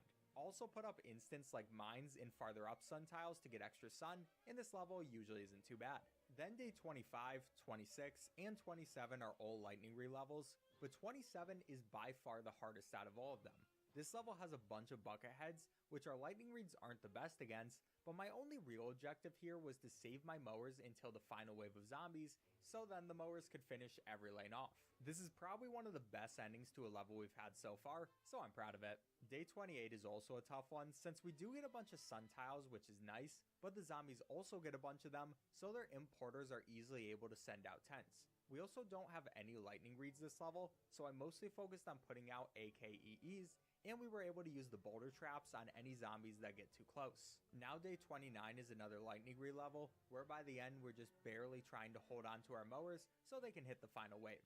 Yeah, these last few levels of every world really are their hardest. And on day 30, that doesn't change, since here, our back 3 columns are all mold colonies, so we can't plant anything there. We do thankfully get a good amount of gold tiles, but because of our limited space, our lightning reeds just aren't enough with the amount of zombies they throw at us. I tried using some split peas to help, but in the end we had to use a lightning power to take out some of the lanes without a mower. It wasn't great, but we've been saving our money pretty well, so I wasn't too worried about it. Then for day 31, the game chooses our plants, and this time they gave us the magnifying grass. These are honestly a really cool plant, where you have to manually tap them to attack, and each attack takes 50 sun to use. So we want to have really good sun production, and one of them on each lane, along with some toadstools, since I just love these guys. But unfortunately, we lost most of our mowers right before the final wave, so it was kind of a slow ending, but we got it done with no powers, so I'll take it. Time for our 5th Zombot battle. This is a really interesting boss fight, since we don't have any mowers, but instead get some boulder tiles to protect us, which works out pretty alright. But pretty obvious strats of getting our AKEEs and red stingers in the back, and having Bonk Choys do massive damage up front by the boss. Then afterwards, it's Far Future time. This is another really fun world since it gives us power tiles. How these work is if multiple plants are on 2 or more power tiles with the same symbol, and use plant food on one of those plants, the other plants will also get to use plant food. Now day 1 here starts us out with 2 pea shooters on some power tiles, and then we'll place a cabbage plant on the other, and put lightning reeds everywhere else. This gives us really good damage everywhere on the map, so it's a nice and easy level. Next up for day 2, we're going full lightning reed strats, and we'll make sure to put them on power tiles too. As you know, 1 lightning reed plant food is really good, but when you can multiply that to 2 or 3, it just destroys all the zombies on the map and gives us some of the easiest wins of our life. So we'll do the same thing for day 3, then for day 4, we get a level that doesn't allow sunflowers, and instead we get a bunch of sun from the sky. But we can't actually pick up that sun until it hits the ground, otherwise it'll blow up.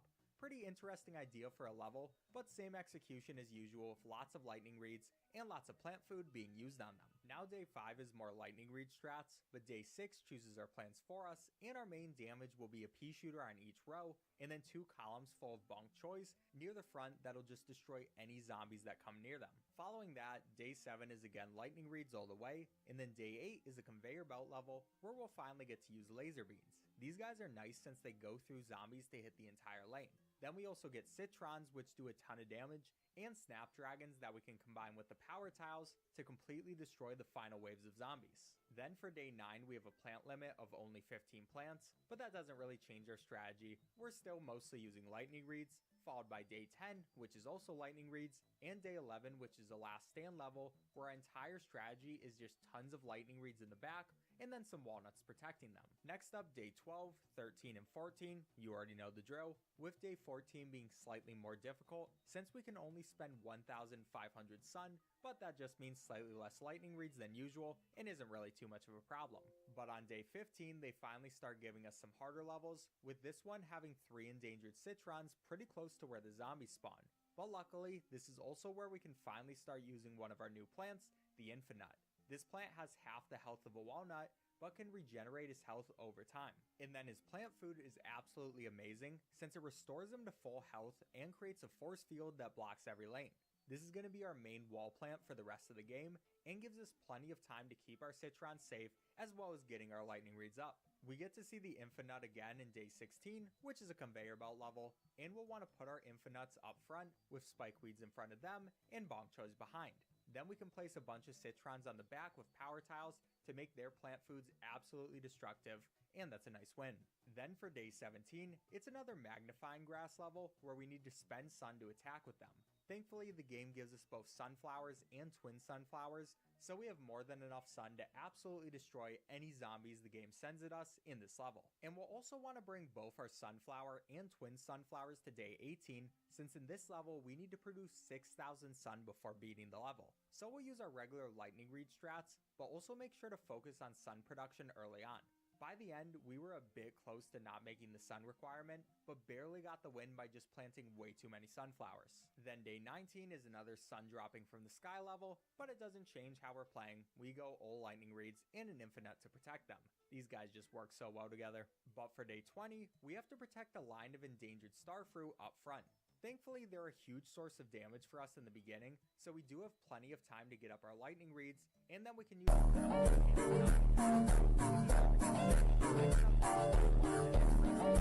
Sorry, y'all. I'm doing my. 16 plants at a time. Sorry, y'all. Because of this, I like to have 4 twin sunflowers on the square power tiles, so they can have a really strong plant root effect, and then we'll fill the rest of our plant slots with a few regular sunflowers and lightning reeds for our damage. I was able to get the sun requirement really early with this strategy, so we were completely good to go. Next, day 22 is the last stand level, and here we're using mostly lightning reeds around the map with 2 citrons on lanes 1 and 5, and then an infinite to protect everything.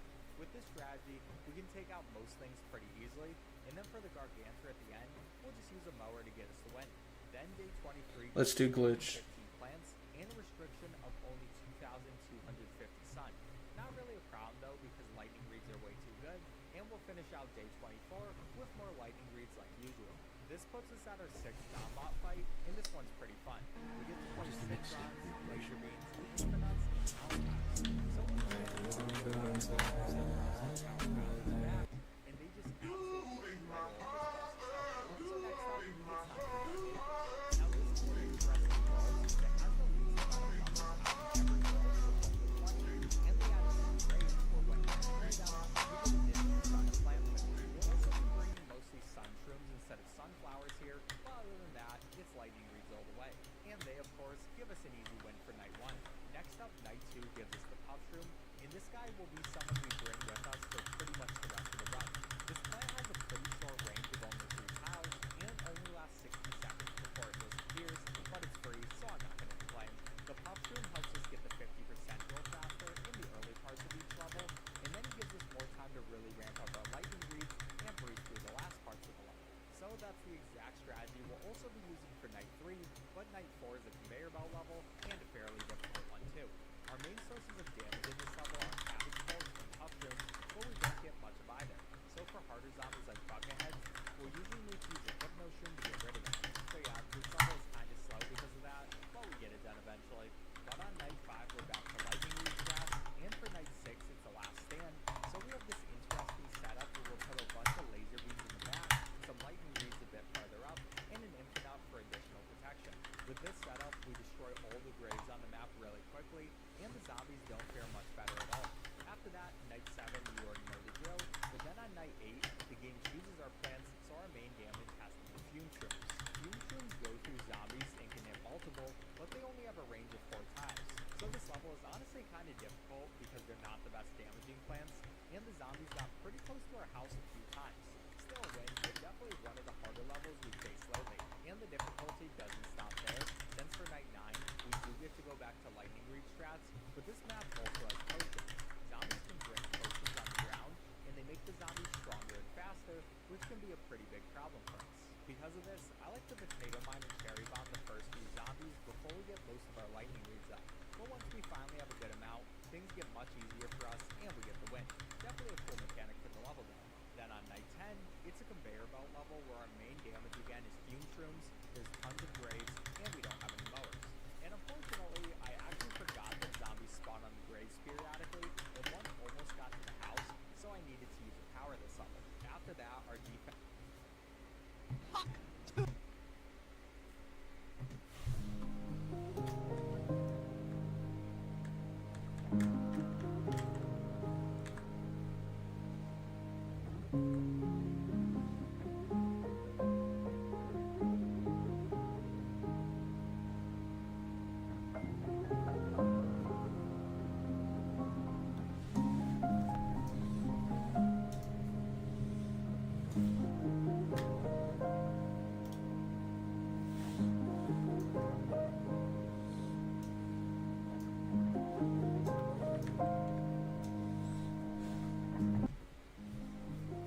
Stop. I do not want that. Fences became much better though, up until 2 Gargantras came out with the final waves. So I decided to use another instant just to make sure we could safely get the win and to speed up the level a bit. On to night 11, this is another lightning reed level, but it does give us a very annoying new zombie, the wizard zombie. These guys will turn our plants into sheep and then stay as sheep until we kill the wizard.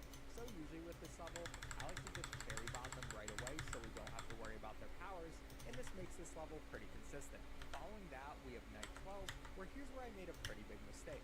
So how this level works is we have a line of endangered puff shrooms, and because they're puff shrooms, what you're supposed to do is use plant food on them before their 60-second timer is up. That way we can keep them alive. Oh, by the way, when one puff shroom uses plant food, they all get it. During my run, I forgot this was a feature, and we got a death because of it, but that was still fine because I came back a second time only to get hit by these jester zombies who reflect projectiles thrown at them and will destroy the plants. I somehow didn't encounter this problem in my practice beforehand, so I lost twice to this until I finally decided in the end to just protect my guys with an infinite, and yeah, this was a really dumb time loss, but I was somehow still ahead of the old world record, and no matter what, I was now resetting here. We were already 7.5 hours in. So on to night 13, which is a conveyor belt level. This one is pretty nasty since our damage comes from puff shrooms, fume shrooms, and peanuts, so we really don't have that much DPS. But because of the disaster that happened last level, I decided to use a couple powers to make sure we got the win, because my mental really needed the next few levels to go well. Next up is night 14, and in this level we need to get 5,000 sun. But we don't have any sunflowers, which makes this one really hard. Instead, we need to destroy pretty much every grave we see, and use sunbeams, which infect zombies who eat them with sun, making them drop sun every time they take damage. Their plant food is also really good since it insta-kills a zombie and gives them 0.75 sun for every damage worth of health the zombie had left. Then along with those strategies, lightning reeds like usual will be our main damage, and we were barely able to get all the sun we needed, along with the win for the level. After that, night 15 is the last stand level, and we're pretty much going all lightning reeds in the back with an infinite to protect them if needed, and some mines throughout. Like usual for these types of levels, it was an easy win. Now for night 16, we're going lightning reed traps like usual, but this level finally introduces the Zombie King, who provides a boost in toughness to other zombies. So we want to deal with these guys right away, and that's why I decided to use a power on one of the early ones, and we could cherry bomb the other ones before we were eventually able to get enough lightning reeds to naturally deal with them. Oh, we also finally got magnet shrooms here, which are super nice since they take metallic objects away from zombies like buckets, so we'll be bringing them to a lot of future levels. Now night 17 is all lightning reeds again, and in night 18, we need to win with some more game-picked plants. This means our damage dealers are fume shrooms, peanuts, and kernel pulps, which isn't exactly what I would have chosen for this level, but we were still able to hold off the zombies and get another win. On to night 19. For this level, we have 3 endangered magnet shrooms that are pretty close to the zombies, but we have the infinite to keep them safe, and then we'll just spam some lightning reeds. But before I could get up my infinite's wall, some zombies got through, and we got another loss. Yeah, the Dark Age is kind of brutal, but I got the win next time, so not the worst loss I've ever had, especially since it happened so early in the level. And that means we're finally on to night 20, which is this world's Zombot fight. Yeah, this one went by fast, and the Zombot this time is a dragon. Definitely not the easiest Zombot too, since our damage dealers are kernel pulps, fume shrooms, puff shrooms, and peanuts, so this was a pretty slow battle. Eventually though, we got it done, and we're now on the Neon Mixtape tour. In this world, the gimmick is that the game will change its music sometimes, which makes the zombies move faster or slower, and also certain zombies will use some sort of special ability on certain songs. A lot of the levels in this world are really difficult, but in the first, we'll just be using regular lightning reed straps to get the win. Then day 2 is some more lightning reeds, but on day 3, it gives us a conveyor belt level. For this one, we just get cacti and charge guards. The cactus is a great plant though, since she shoots piercing shots through zombies, and if zombies get close to her, she'll bury herself in the ground to deal more damage. Her plant food is also great since it makes her deal double damage and penetrate to more enemies, and lasts until she's destroyed. So overall, this level is nice and easy. Following that, day 4 is a regular lightning reed level, but day 5 gives us endangered walnuts and fat beets. It's also nice since the punk zombies in this level can kick our endangered plants further back, making them easier to protect, before we then place down an infinite with plant food and a bunch of lightning reeds like usual. Then day 6 is another conveyor belt level, and this one gives us fume shrooms, fat beets, and celery stalkers. Fat beets deal damage around them, and celery stalkers go into the ground and attack zombies from behind, once the zombies pass them. So they're pretty unique plants, and it's not really early enough to be a tough level. The only kind of annoying zombies are the glitter zombies, who emit a rainbow trail behind them that protects other zombies from damage, but they're not too much of a problem till later on. Now on to day 7.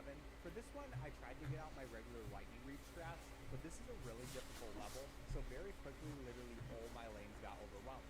The combination of glitter zombies and bucketheads is just way too strong, so this is one of the more stressful levels in the run. Because of that, we needed to use some towers in the end, but I'm fine with losing some money on this level, not gonna lie. Thankfully, day 8 gives us a break with an easy level for lightning reach strats, but then on to day 9, we get a level where we start out with 10 sunflowers, and then they get kicked backwards by some punk zombies. It's essential to keep these sunflowers safe since there are only sun producers, and we need to produce 2,000 sun to win. Unfortunately though, I played this pretty terribly, and slowly but surely we lost a ton of sunflowers.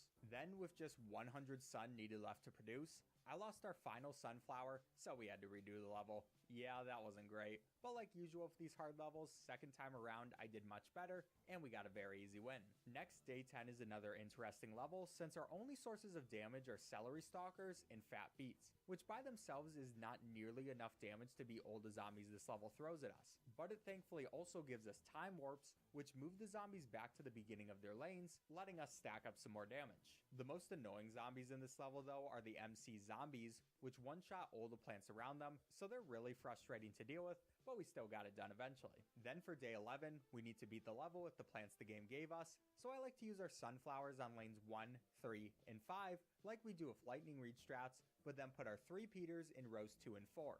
This gives us a pretty good amount of damage, and we can just mine or cherry bomb the really powerful zombies before finishing out by letting the last waves go to our mowers. But day 12 we're back to lightning reach strats, and on day 13 it's a last stand level where we'll plant a bunch of potato mines, laser beans for every lane, a couple lightning reeds and an infinite. But unfortunately for this level, I decided to walk away from my phone for a second to take a break, and this was the wrong level to do that for, cause we got destroyed. Worst part is all I really needed to do was put up our infinite plant food, and we would have been fine, but it happens, and it's not that big of a time loss. Then at the end, the game sends a ridiculous amount of zombies, so we just need to hold on to it for the final wave, and let everything go to mowers. Even the last stand levels in this world are difficult. Next up for day 14, it's another level where we have to beat it with the plants the game gives us, but thankfully our main damage dealers here are some cacti, so I'm not going to complain, these plants are awesome. Following that, day 15 is lightning reach strats, but we also have a column of endangered fat beets, so it's important to get an infinite wall in front of them, that way we keep everything protected. Pretty easy stuff overall though. Now for day 16, I don't like this level. This is a conveyor belt level, and our damage dealers are kernel pults, fat beets, and celery stalkers. We also don't get mowers and have really early gargantures coming out, so this one is very much a level that you should use powers on. And I should have beat this level first try, but when I tried to use a time warp on the very last garganture, I guess they were off the yard, so it didn't work. Yeah, I still think this is dumb. Second try successful at least, but this was definitely a costly level in the powers department. Next up, day 17 and 18 are both lightning reed levels, and then day 19 is cool since we get to use the electric blueberry. These plants are fun since about every 12 seconds, they fire a thundercloud that deals 5,000 damage in one lightning strike. So our objective is to get a bunch of these up, and it's a free win by the end. Now day 20 and 21 are more lightning reed levels, with 21 also being a don't trample the flowers level. This is also where I learned that breakdancer zombies can kick other zombies over your infinite wall. Huh. Well, guess that's a thing. Anyways, this level took another 2 tries. These flower levels are really starting to get difficult. I mean, either that or my 9 hours of playing PvZ straight is starting to get to me. But no time to worry about my mental, since day 22 is a conveyor belt level with spore shrooms, and these plants are pretty cool. Whenever a zombie gets killed by a spore shroom, it places...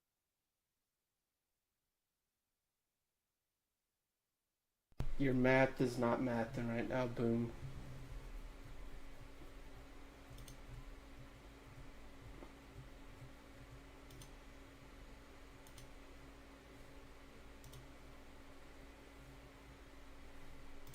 another spore shroom in that zombie's place. So very quickly we get tons of damage going, and this level's pretty fun. But day 23 we're back to lightning reeds, and on day 24 it's a last stand level where again we're going with the laser bean, lightning reed, and infinite strat. And this time I was here to play, so it was an easy win. Next up, day 25 is some more lightning reed stuff, And day 26, we have 4 endangered spore shrooms really close to the zombies, but we also have some punk zombies at the beginning to push them back for us, giving us some breathing room. There were some really scary moments here, especially with the breakdancer zombies kicking other guys towards our endangered plants, but thankfully with the help of our trusty lightning reeds, we got it done. Following that level is a conveyor belt level where we get spore shrooms, fume shrooms, and cherry bombs to do damage. So not the strongest group ever, but we were able to beat all the zombies in this level. Then next up is day 28 and 29, which are both lightning reed strats, but day 30 is a level where we can only have 15 plants at a time. Now we'll try to get some lightning reeds going, but this level is super overwhelming with its zombies, so there's really not much hope to win by normal means. Instead, I used a few powers and relied on our mowers, which isn't my favorite way to win, but for levels like this, it's really necessary with what we have. At least day 31 is really not a problem at all. We do have to win with the plants the game gives us, and that means spore shrooms and blueberries. But once we have 3 blueberries up, it's the easiest win imaginable. I wish I could say the same for day 32 though. Yeah, this boss fight is legitimately the worst level in the game. The only plant we get that I really love here is the cactus, but even with them, the boss constantly takes out lanes of plants and sends out really hard zombies to defend against. It's just a constant game of replanting and trying to lose as little mowers as possible. I even ended up using a power here just to make sure we could win, and thankfully we beat the level first try and can go on to a very unique world, Jurassic Marsh. But before that, we finally get to pick up our Zen Garden plants, so that's a nice extra 2,000 coins. But anyways, it's Jurassic Marsh, and we're pretty much just going to keep using our lightning reed strats for most of these levels. Using the strategy of the Primal Pea Shooter and Blover is also good, but lightning reeds just seem a bit faster to set up, so they work really well for speedrunning this world. And we'll be using the same strategy for day 2, but here's where we also see the gimmick of this world. In most of these levels, we're going to have dinos walking around, which help the zombies. But in these early levels, our only dino is going to be the raptor, who kicks zombies closer to our plants. They are possible to insta-kill with a blower if you use it while they're in the air, but it's a bit hard to do right. Still a cool strategy if you can get it, but like day 1, our lightning reeds do most of the work. Then for day 3, it's a conveyor belt level where we get the grape shot, which explodes like a cherry bomb, but also shoots extra grapes out to hit more zombies, along with melon pulse who do a huge amount of damage, and garlic to move zombies to different lanes. So I use my garlic to focus the zombies onto lanes 2 and 4, that way I can consolidate my melon pulse and get a quicker win. Now day 4, 5, and 6 are all lightning reed levels, but 6 also adds in a second dino, the Stegosaurus. This dinosaur flings zombies to multiple different lanes, which can be a bit annoying, but since our lightning reeds already hit multiple lanes, it usually isn't too bad, and we still end up winning. Then on to day 7, we have a conveyor belt Don't Trample the Flowers level. So right away we can put our primal walnuts right on top of the flowers, keeping them pretty much completely safe, and place our primal pea shooters in the back, before using a couple magnet shrooms throughout to get some hats from the Jurassic Bucketheads. Next, day 8 is another lightning reed level, but it also gives us a great plant for this world, the Perfume Shroom. This plant enchants old dinos in a lane to fight on our side instead of the zombies, so it's very crucial for most Jurassic Marsh levels going forward. After that, day 9 is a mess since we need to use the plants the game gives us while dealing with the third dinosaur joining the game, the Pterodactyl. This dino is the toughest one to deal with yet, since it'll grab zombies and put them to the back of our yard, then the zombies will go and eat our plants from behind. These are a great dinosaur to Perfume Shroom if we can, but since our main damage is primal pea shooters in this level, we just gotta hold on as much as possible and use every single one of our mowers by the end. At least we're back to lightning reeds on day 10, which hold up a little better against pterodactyls, but as you can see, not by much. Yeah, I had to use a couple instants on this level, so this game is really starting to get difficult here on out. So we'll attempt to use more lightning reeds for day 11, with the same results of barely getting the win, and then on day 12, this is a level where we can't lose more than 6 plants. I kinda made a mistake at the beginning by planting a puff shroom, which auto lost me a plant, but then I got a few lightning reeds, an infinite with plant food, and bonk choys behind the wall. This was working pretty well, but this level is hard since the raptors can kick zombies over our wall, and literally on the very last zombie, they kicked over a gargantuar, and we lost the level. Yeah, this one hurt, since if I didn't plant that puff shroom, we would have been okay. Like usual though, I learned from my mistakes the second time, and used my instants a bit more freely to get the win. Then day 13 is a pretty easy lightning reed level, but on day 14 the game chooses our plants again, and we're back to the Jurassic Pea Shooter. Not really that hard of a level though, so we quickly went on to day 15, where it's time to protect 2 endangered primal walnuts. Now I wasn't too worried about the primal walnuts since they have tons of hit points, so by just getting up some lightning reeds and perfume perfume shrooming a few of the harder zombies, we got a comfortable win. But day 16 is the opposite of comfortable, since it's a conveyor belt level where we don't have any mowers. Like a lot of these conveyor belt levels in this world, our main damage was the primal pea shooter, and then this one is just about using your grape shots and perfume shrooms at the right moments. So it's a scary level, but we handled it well. And then for day 17, we finally get our new main sun producer, the primal sunflower. This plant costs 75 sun, but also produces 75 sun instead of just 50. So she's obviously just a better sunflower for our purposes, and we're always going to be bringing her from now on. Other than that, good old lightning reed strats for day 17 and 18, but with 18 we also get to start dealing with T-Rexes. The T-Rex boost the speed of the zombies in that lane, but they'll lose that speed once they encounter an edible plant.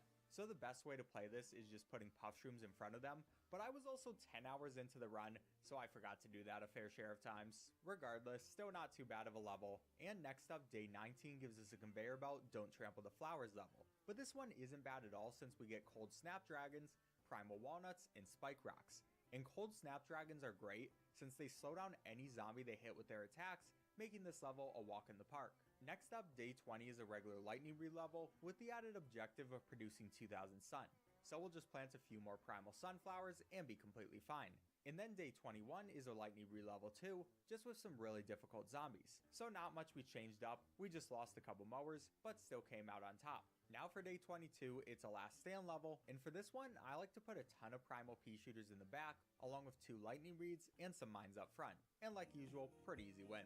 Then for day 23, we finally get one of the best plants in the game, the primal potato mine. This plant is amazing since it costs 50 sun instead of the 25 sun the regular potato mine costs, but only takes 5 seconds to arm and damages zombies in a 3x3 area. So for most levels going forward, we're going to be placing them on the farther out lanes whenever we can, and just hope we get some good zombie kills. Now day 24 and 25 are both lightning reed levels, but on day 25 we also meet the Ankylosaurus. This is a super hard dino to deal with since it flings zombies forward until they get stopped by a plant. My only notes for this level are just try to survive, these dinos are hard, and past me really wasn't lying, but I did survive, and we're slowly getting to the end of this world. Now day 26 is a pretty difficult level, since we have our back 2 columns covered in mold colonies. Because of this, we're going to try a slightly different strategy of having rutabagas being our main source of damage instead of lightning reeds. This didn't work the best, but we did win in the end, I guess. But day 27 is fun, since it's the last stand level, and our defense is literally just as many primal potato mines as we can plant, with a couple lightning reeds in the back.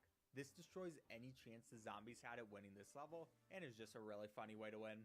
Now day 28 is another attempt at putting up lightning reeds, only to lose ore sun production very quickly. But hey, we did pretty well for a while, and can always rely on primal mines and cherry bombs to get some quick kills and try to last till the final waves. Somehow I succeeded at this, and honestly, I don't even know how. Next up, day 29 is where the game gives us just primal sunflowers, primal pea shooters, and primal mines. So we'll be going for a lot of lucky mine kills, and just try to keep our sunflowers and pea shooters alive as much as possible. Other than that, we're just holding out to the end wave like usual, where our mowers will get us the win. Then day 30 is a pretty regular lightning reed level with some primal mine strats, and then for day 31, the game chooses our plan.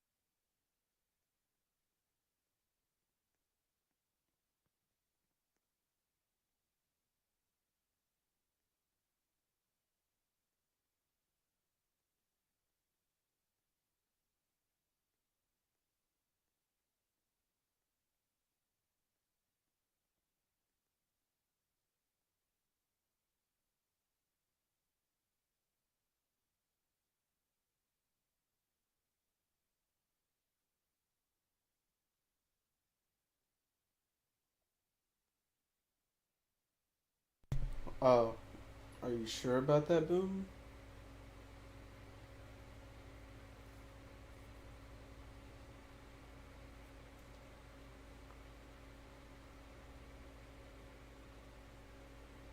I'm currently trying to get Shiny Balor, or Shiny Frost Balor.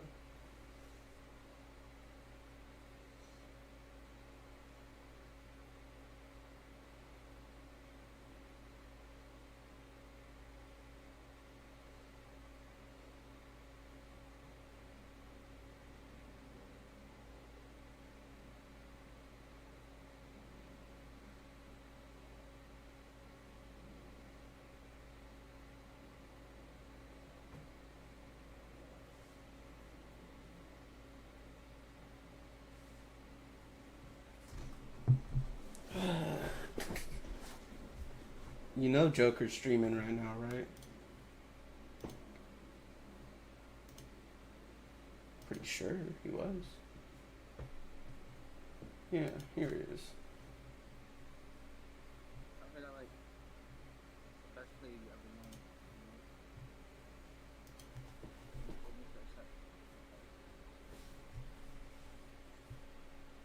You know what you should do, Boom? Hit a follow button, you know?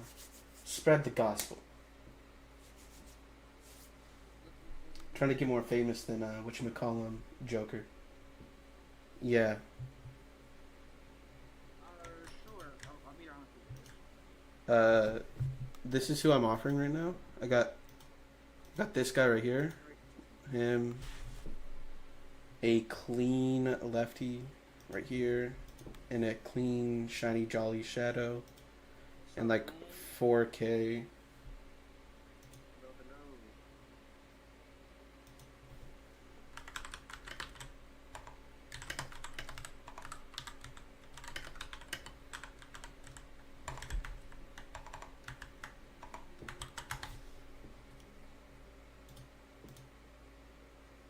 Yeah, I know. I'm watching him as well. I'm stalking him.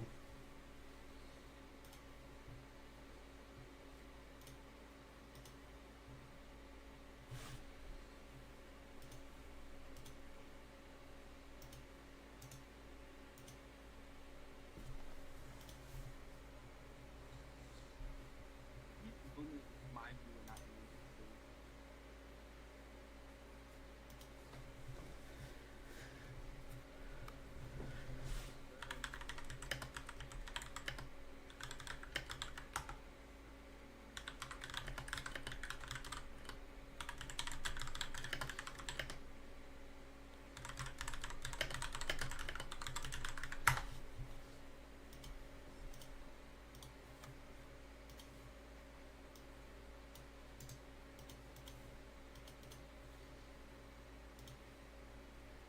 I sent it.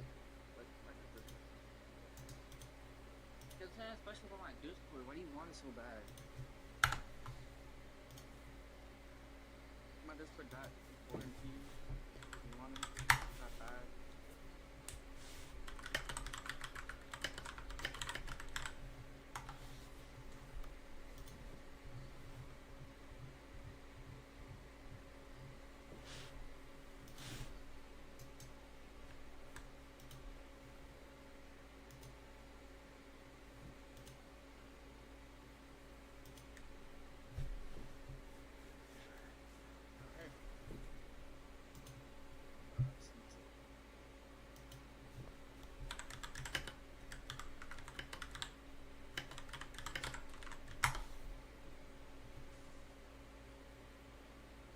Word, like, bro. Like, once you're old, you're in punk, bro. Oh, wow. It wasn't me. It wasn't me. You know what's funny? I never encountered all that. It's crazy to think about. It's really crazy to think about. It just seems like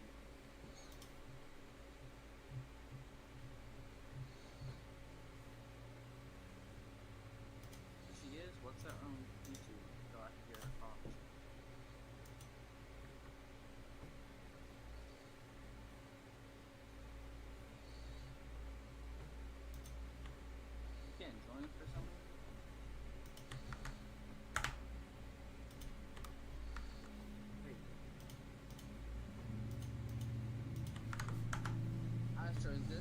everybody here in the private? Is this like everybody in here in the private server?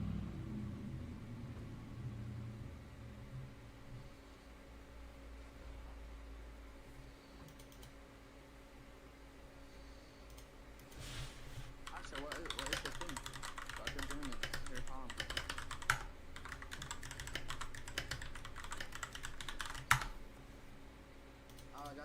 That's why you can't join.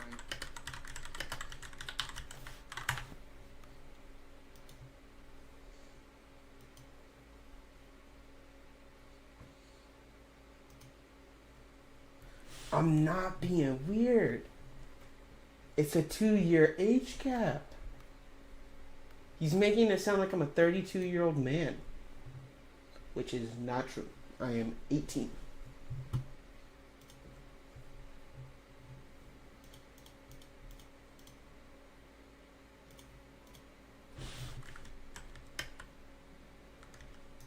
Yeah, it's because what's it called? This Tegan right here. She's the owner of the private server. You have to friend her.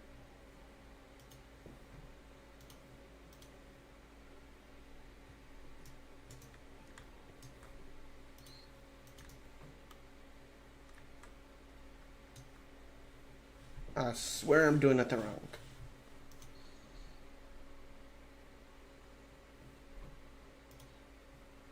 I don't think like. I don't know. I think you have to ask her. We could ask her to come back and stream. Look, she's right here. She's the Tegan.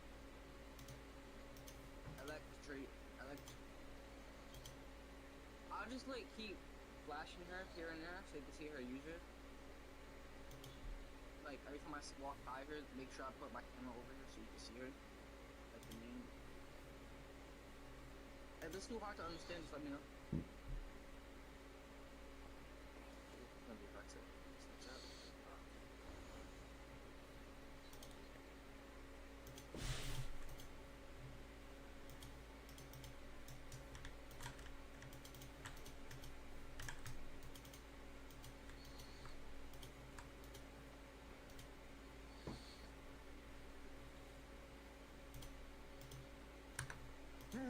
She screams less. Be careful with your eardrums. Okay, that's so real. I swear I'm a normal guy. Trust. I'm a normal guy. Does everybody in here in the private server? I'm expecting you to be good. You're expecting. Alright, so I think you'll get to high for distraction. I expect you.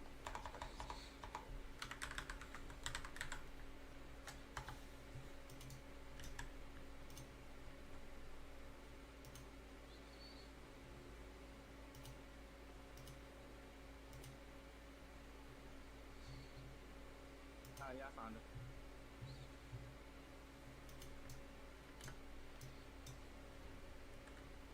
But like, you both heard. I laggy? Why was I so delayed? Oh, somebody on me. Oh my god, I can't see Roger.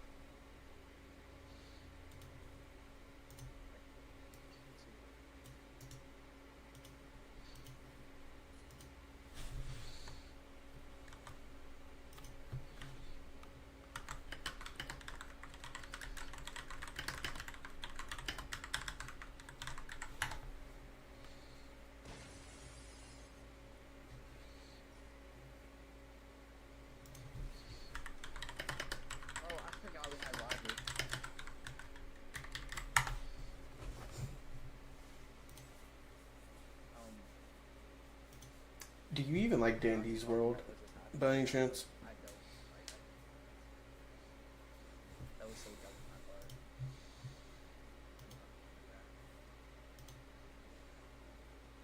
I, by mistake, triggered Roger, and he's too slow. So, oh that's cool. Oh that's cool. She has a, oh. Okay, this is my first time actually being in a game with a with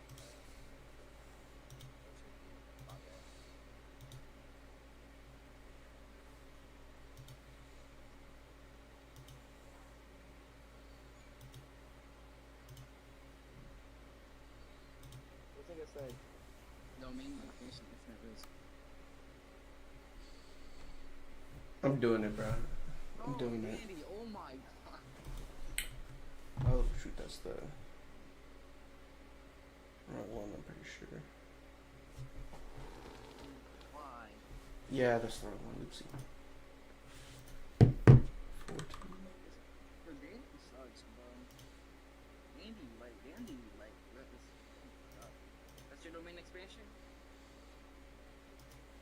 Oh, Moon really wants to talk to Cat.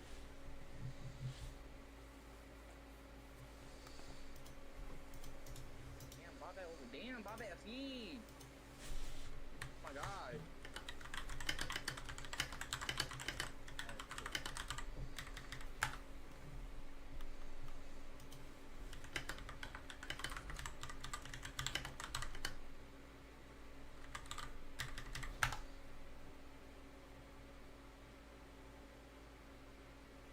I should have been Shelly.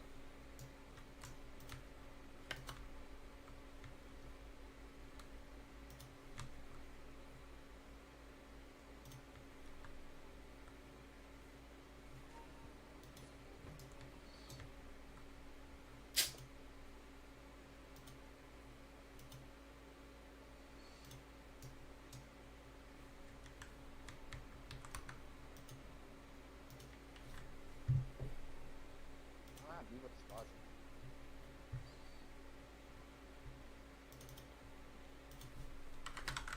Yeah, okay.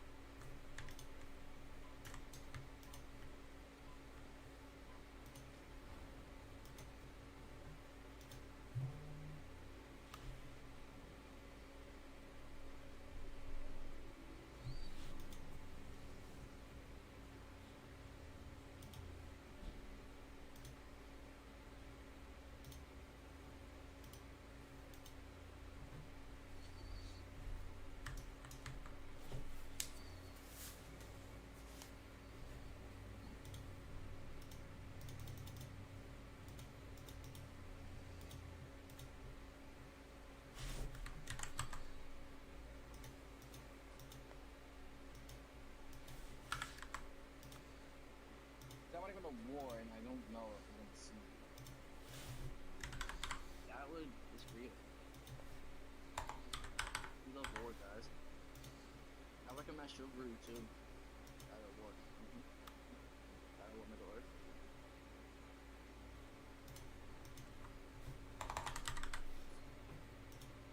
If we do run another game, I'm probably going to be Shelly. Double Shelly.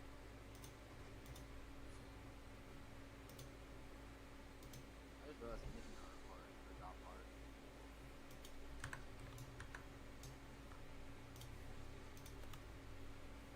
I'm certified crashing out right now.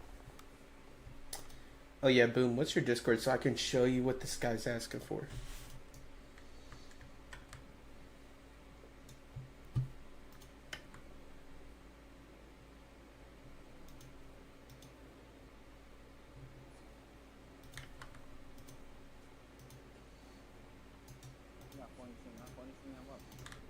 If you're still there, by the way. Hey, I was confused for you. What are you talking about?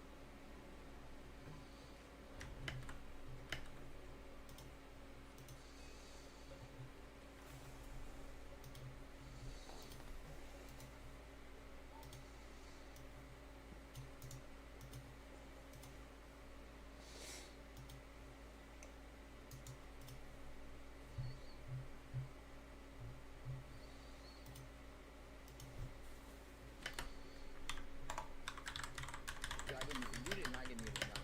Trust me, if you got muted, you would know if you got muted. I thought you guys were talking about like Danny's world. That's not what you guys are talking about. I'm thinking. I got sick. Wow. Oh, you guys are talking about wood farms. Okay.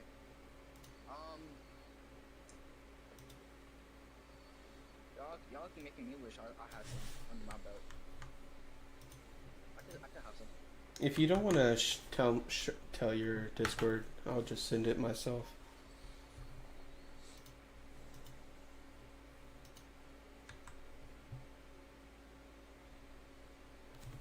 Man, I'm gonna have to make a new one.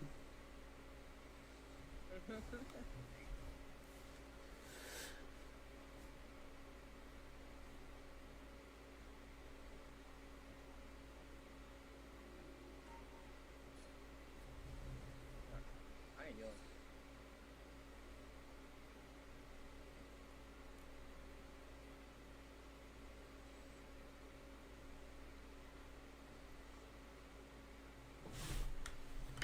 Bro's buying them all up. Nice, nice. Oh, that's what I got.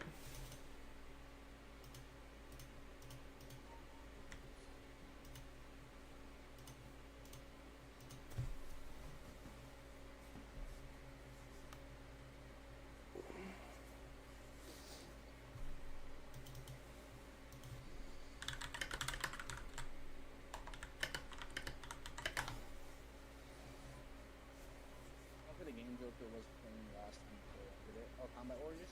Oh, you accept what? Accept what? Accept it. Where are we accepting?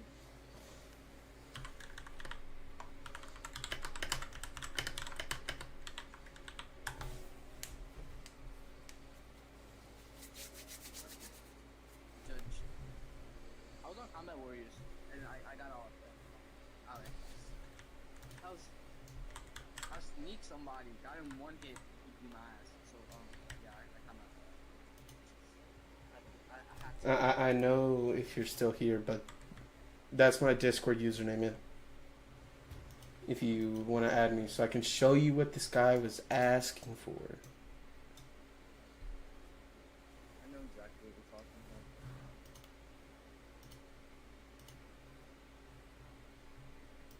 I'm about to do a self-promo.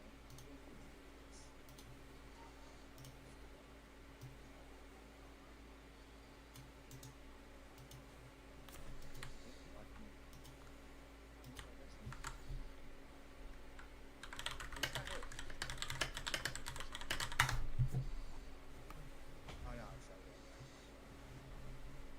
Hold on.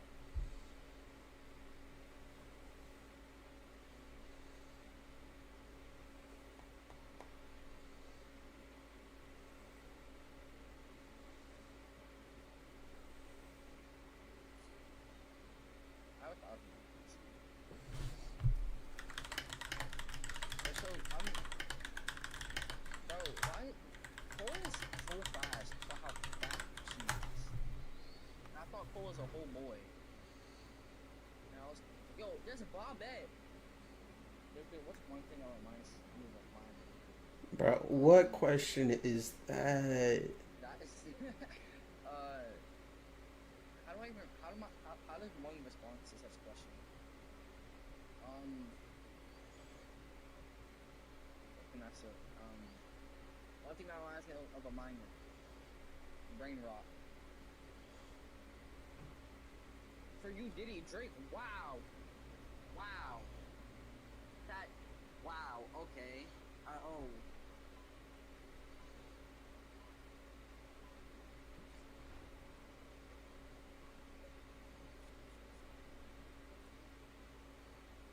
Don't somebody need a help?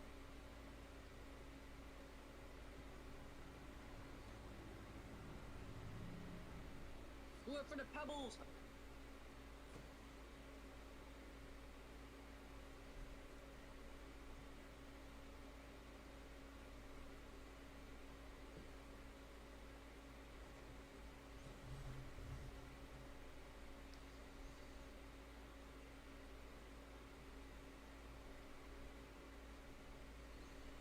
Yo, Pebbles and Shelly is crazy!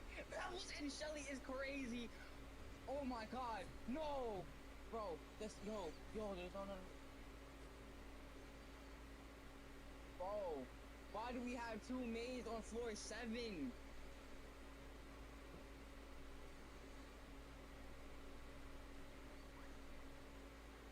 Bro. Oh no, we're cooked.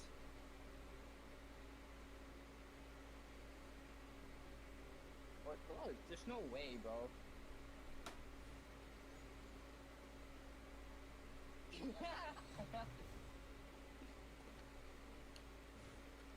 Oh my god, so people are getting touched right now. Oh my god. Somebody just died. Man, where is that? Oh, I bet I get anything, please. Bro spent money to get FNAF is crazy. No way, bro. There's no way. Look, I wanna know a way to make sure.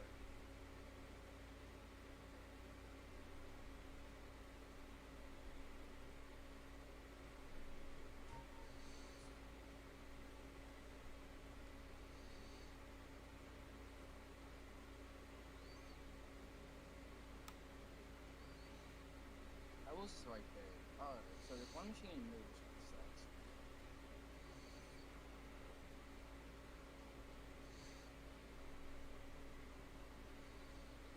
It keeps being, and it's hilarious. I'm in the owner of this private server stream, and it's like, it's hilarious. Oh fuck!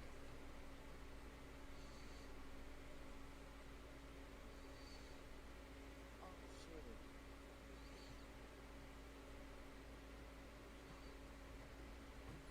See. Ah! I got stuck. Look, you getting invited to a big party after this. Yes, I am. Hey. You got 2 things that are basically, one is on, they're both on all 2. That's what you dumbass. Far back.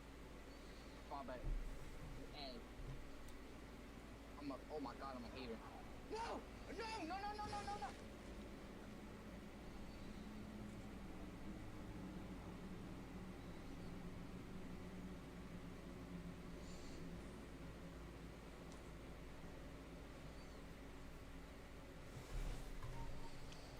Man, I'm about a certified crash out. Diddy and everyone. Especially you, Boom. And I know you can hear it. You better not be crying to Joker about it. I really got sent to that Diddy party. That's crazy, bro.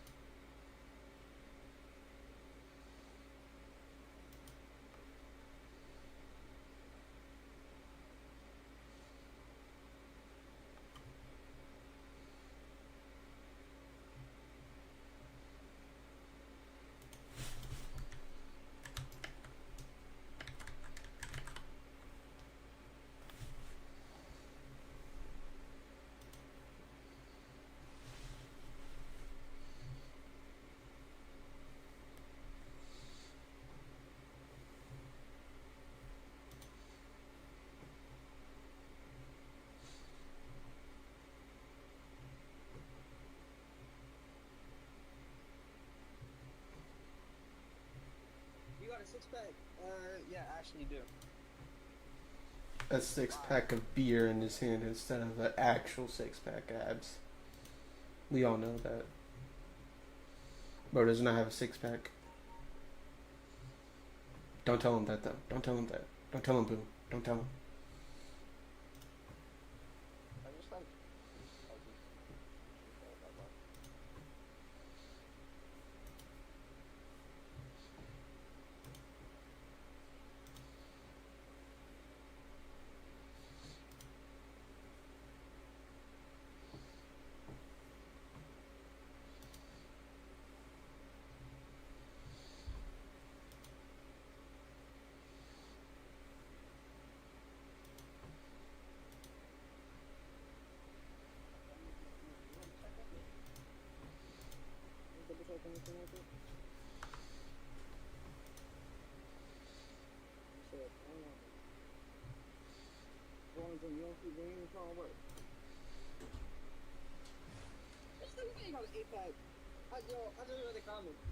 You heard what I said, right, Boom? He has a 6-pack of beer instead of an actual 6-pack.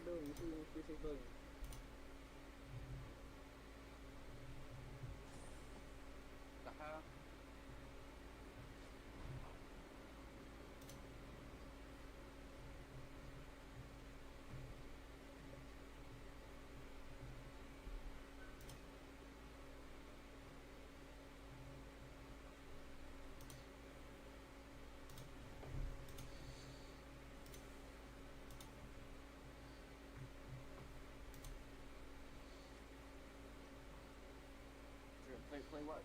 You said if I want to play with you guys, what will you play? If I do say yes, my sense.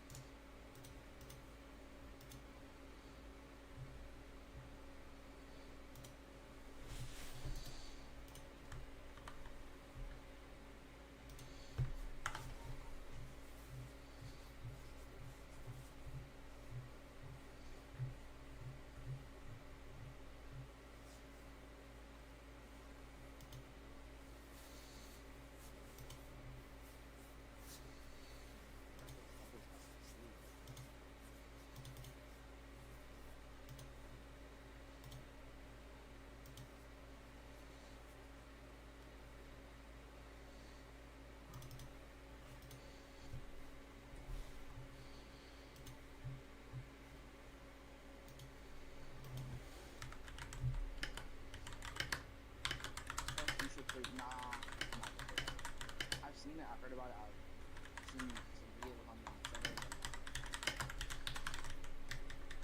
That's not a good one. I could, that is not a game that I would really see myself invested in. Not. Sort of.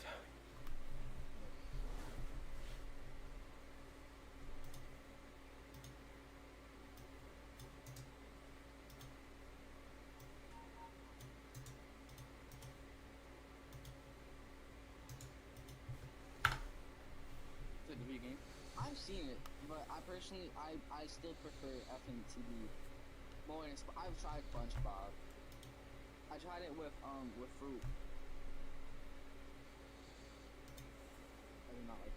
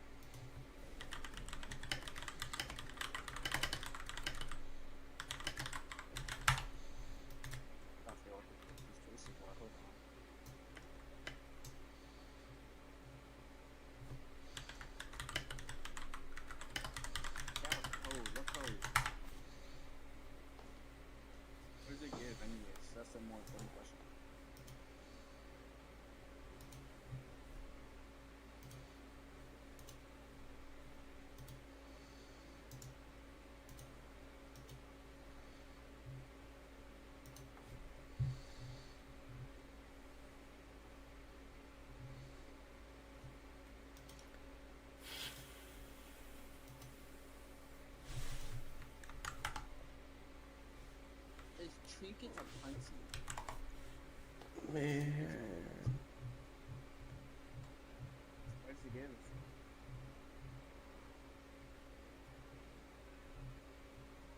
Damn, a lot of dots.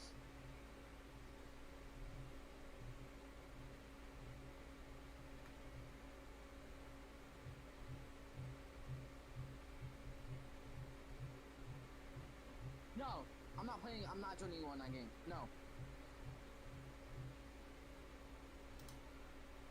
Pop, I try to play that. I try to play that shit with you, and you was spamming hollow purples and reds on me. I couldn't do anything. It gives 1k jumps. I think 75 chests. You know what? Hold on. Let me put that code in. I'll just keep an eye on this thing.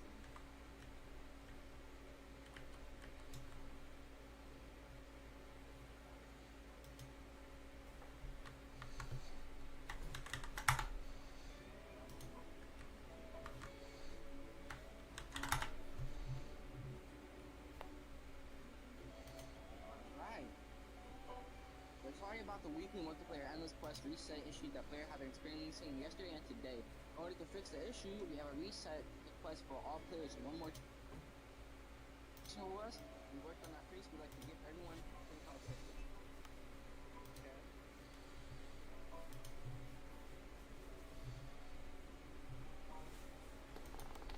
Okay. We got fucking Squidward up in here. Alright, let me see. Let me go to my chat up and get the Discord with it. There's a lot of music in the mod for you're not listening. Anyway.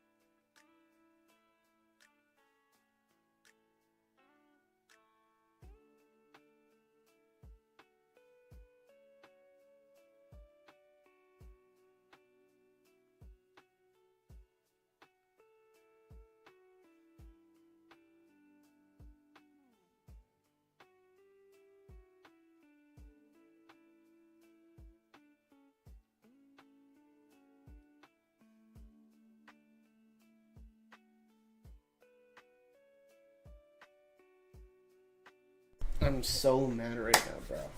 I'm trying to get a shiny Frost Ballora, and no one's saying anything.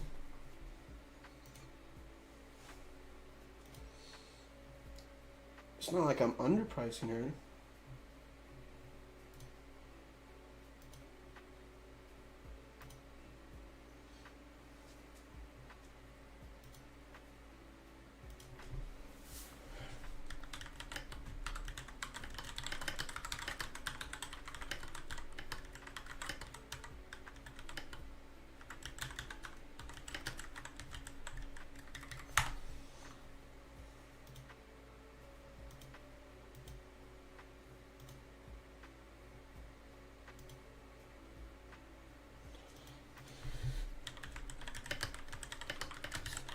That's what I'm saying.